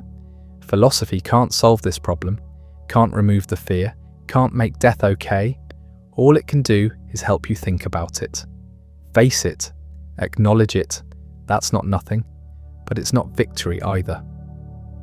Heidegger read these essays. Being and Time is full of Montaigne, the idea that death defines human existence, that awareness of mortality shapes everything, that authentic living requires facing death honestly, not denying it, not romanticizing it, just acknowledging it, living with it, letting it inform your choices. Existentialism generally absorbed Montaigne's attitude toward death, Camus especially, the myth of Sisyphus, the absurd, the meaninglessness, the necessity of living anyway. That's Montaignean. You can't solve the problem, can't make it go away, can only face it honestly, keep living despite it, find meaning in the facing itself. But Montaigne's deepest influence might be stylistic, the essay as form, as method, as way of thinking. Before Montaigne, philosophical writing was systematic, started with principles, deduced conclusions, built arguments carefully, tried for completeness, certainty, final answers. Montaigne rejected this.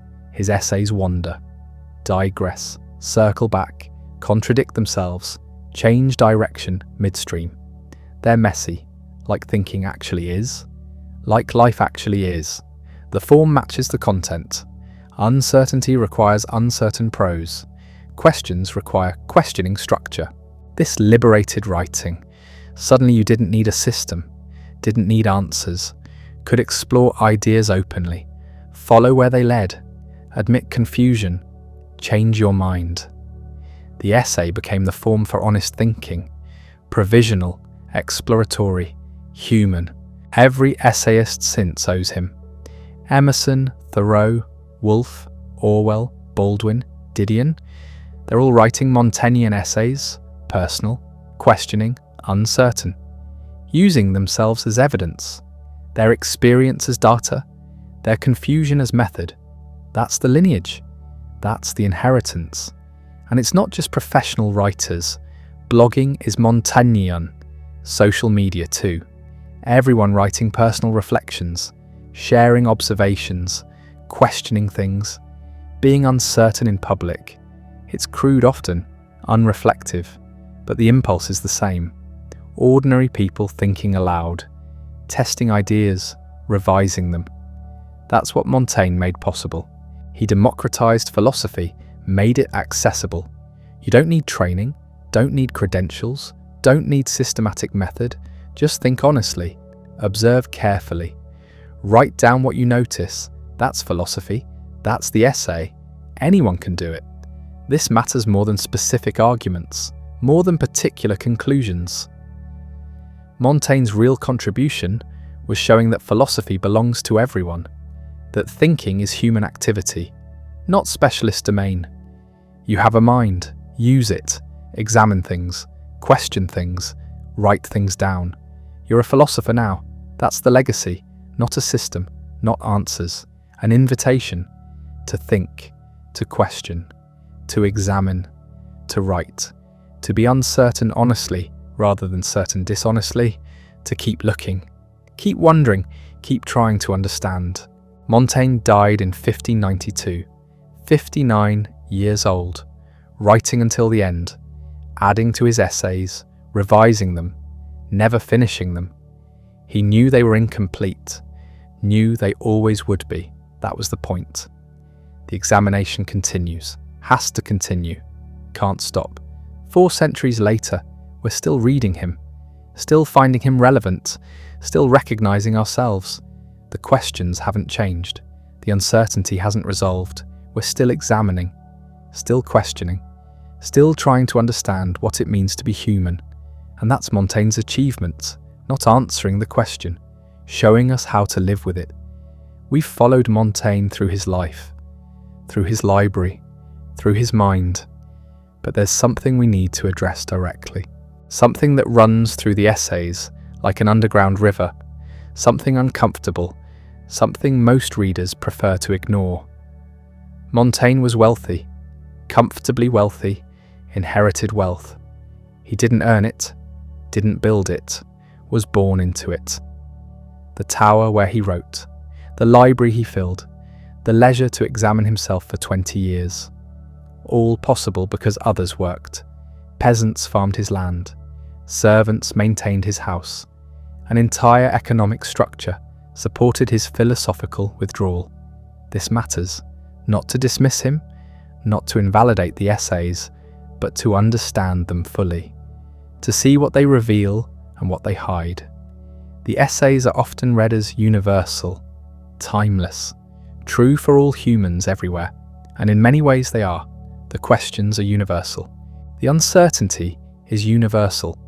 The experience of being alive and mortal and confused, that's everyone's experience, but the ability to examine that experience, to write about it, to spend years reflecting on it, that's not universal.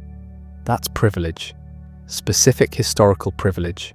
The privilege of a 16th century French nobleman who didn't need to work. Montaigne barely mentions this. He talks about his kidney stones, his sexual anxieties, his reading habits, his fear of death, but the economic foundation of his life, the labour that sustained it, the people who made his leisure possible, they're mostly absent. When peasants appear in the essays, they're examples, illustrations, evidence of folk wisdom. Montaigne admires their simple acceptance, their lack of philosophical anxiety. He romanticizes them slightly. The noble savage before Rousseau, people uncorrupted by education.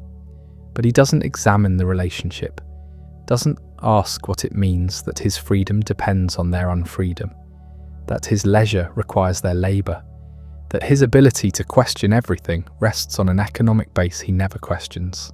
This isn't unique to Montaigne. It's the story of philosophy generally. Plato was wealthy. Aristotle was supported by wealthy patrons.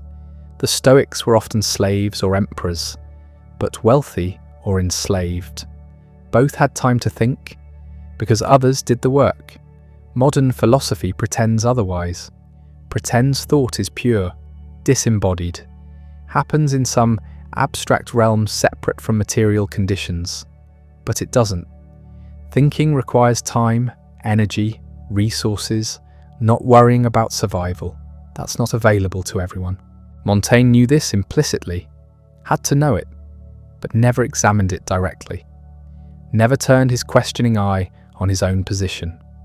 The tower was his retreat, not his prison. He could leave whenever he wanted, return to public life, manage his estates. He chose contemplation. That's different from having no choice. Should this invalidate what he wrote? No. The essays remain valuable, the insights genuine, the method revolutionary. But we should read them aware of their limitations, their blind spots, what they can't see because of where Montaigne stood. Other voices were missing from his world. Women barely appear except as objects of desire or examples of virtue. The Americas existed. Montaigne knew about them, wrote about them occasionally, but the encounter with genuinely different civilizations, that didn't shake his worldview as it should have. Religious minorities existed, Protestants and Catholics killing each other. Montaigne witnessed this, deplored it, but his tolerance was aristocratic tolerance, above the fray. Not the tolerance of someone whose life depended on it. This doesn't make Montaigne a villain, doesn't make the essays worthless, just makes them what they are. One voice, one perspective. Valuable but partial. Universal in aspiration. Limited in execution. The real question is what we do with this. How we read him now, 4 centuries later. Different world, different assumptions, different blind spots of our own. We could reject him entirely, say his privilege invalidates everything, that we can't learn from someone so embedded in unjust structures. That would be consistent, also wasteful, throwing away genuine insight because it's imperfect. Or we could read him critically, take what's valuable, recognize what's limited, use his method while questioning his assumptions, learn from his honesty while noting what he wasn't honest about.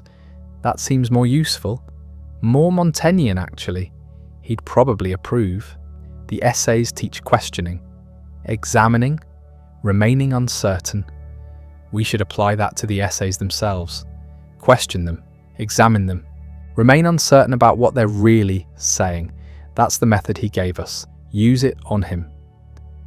What remains after this examination? What survives the critique? The core insight still holds. Self-knowledge is difficult, requires constant effort, never finishes. You can't step outside yourself, can only observe from inside. That's the human condition. That's true regardless of Montaigne's privilege. The method still works. Writing as thinking. Essays as exploration. Honesty about uncertainty. These tools remain valuable. They've been democratized since Montaigne, spread beyond aristocratic libraries. More people can use them now. That's progress. The questions still matter. What is good? How should we live? What can we know? What does mortality mean? These haven't been answered, won't be answered, but asking them honestly, that's still the work, and the spirit still inspires, the willingness to look, to question, to examine everything including yourself, to remain uncertain, to keep trying. That attitude transcends Montaigne's limitations, becomes available to anyone, so we read him critically but gratefully, aware of what he couldn't see, grateful for what he could, taking what helps, leaving what doesn't, using his tools to examine his own blind spots. That's how ideas progress, each generation reading the previous one, taking something, adding something, passing it forward. The tower still stands. In Bordeaux, you can visit it, walk through the library, see where Montaigne wrote. Tourists come, take pictures, buy postcards. It's become a monument, a shrine to thinking. But monuments are dangerous. They freeze what was living, turn questions into answers, make what was uncertain seem certain. Montaigne would hate being a monument, hate having his words carved in stone, fixed, final, beyond revision. Better to think of the tower as empty now, the book's gone, the writer gone. Just a space where something happened once, where someone tried to think honestly. Mostly succeeded, sometimes failed, kept trying anyway. That space isn't unique, doesn't require a tower, doesn't require wealth, doesn't require 16th century France. Any space can become that. Your room, your desk, your morning walk, wherever you stop and think, wherever you question what you thought you knew. That's Montaigne's tower now. The library has been democratized. Not just metaphorically, literally. Public libraries everywhere. Internet access, more books available to more people than ever existed in Montaigne's world. The tools of examination have spread. That's one victory. The leisure hasn't been democratized. Not really. Most people still work too much. Worry about money. Can't withdraw to towers. The economic constraints that Montaigne ignored still operate, still determine who gets to think, who gets to write, who gets heard. But something has shifted. Marginalized voices are speaking now, writing essays, questioning things. People Montaigne couldn't imagine having time or tools to write. Women, workers, people from colonized societies, people in poverty. They're examining, questioning, using his method, expanding it, correcting it. That's the real inheritance, not the specific arguments, not the particular conclusions. The permission to think, to question, to examine, to write down what you notice. Montaigne gave that permission to future aristocrats. They passed it to the middle class. The middle class passed it wider. Now it's spreading further, slower than it should, but spreading. Every personal essay is Montaignian, every honest blog post, every social media thread examining something carefully, every attempt to think in public, to question assumptions, to remain uncertain honestly. That's all Montaigne. The genre he invented, the method he demonstrated, crude often, unreflective sometimes, but alive, growing, evolving, and the central insight endures. You are strange to yourself. You contain contradictions. You don't fully understand your own mind. You can't achieve certainty, can't escape subjectivity, can only examine it carefully, honestly, endlessly. That examination is the work, not arriving at answers, not building systems, not achieving wisdom, just looking, questioning, noticing, writing it down, revising it, looking again. That's philosophy. That's living examined. That's what Montaigne showed us. 400 years later, we're still examining, still questioning, still uncertain. The essays weren't the last word, were never meant to be. Were explicitly offered as unfinished, as provisional, as one man's attempt, flawed attempt, honest attempt, valuable attempt. We read them now, not for answers, not for certainty, not for systematic philosophy. We read them for permission, for method, for company, to know we're not alone in confusion, not alone in uncertainty, not alone in the difficulty of self-knowledge. Montaigne examined himself. We examine ourselves. That's the tradition. That's the lineage. Not agreement, not discipleship.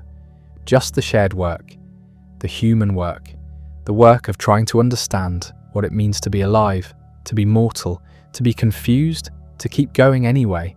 The essays end mid-revision. Montaigne died before finishing them, before arriving at conclusions. That's fitting, perfect actually. The examination can't finish, because life doesn't finish until it does, and then you're not there to write about it.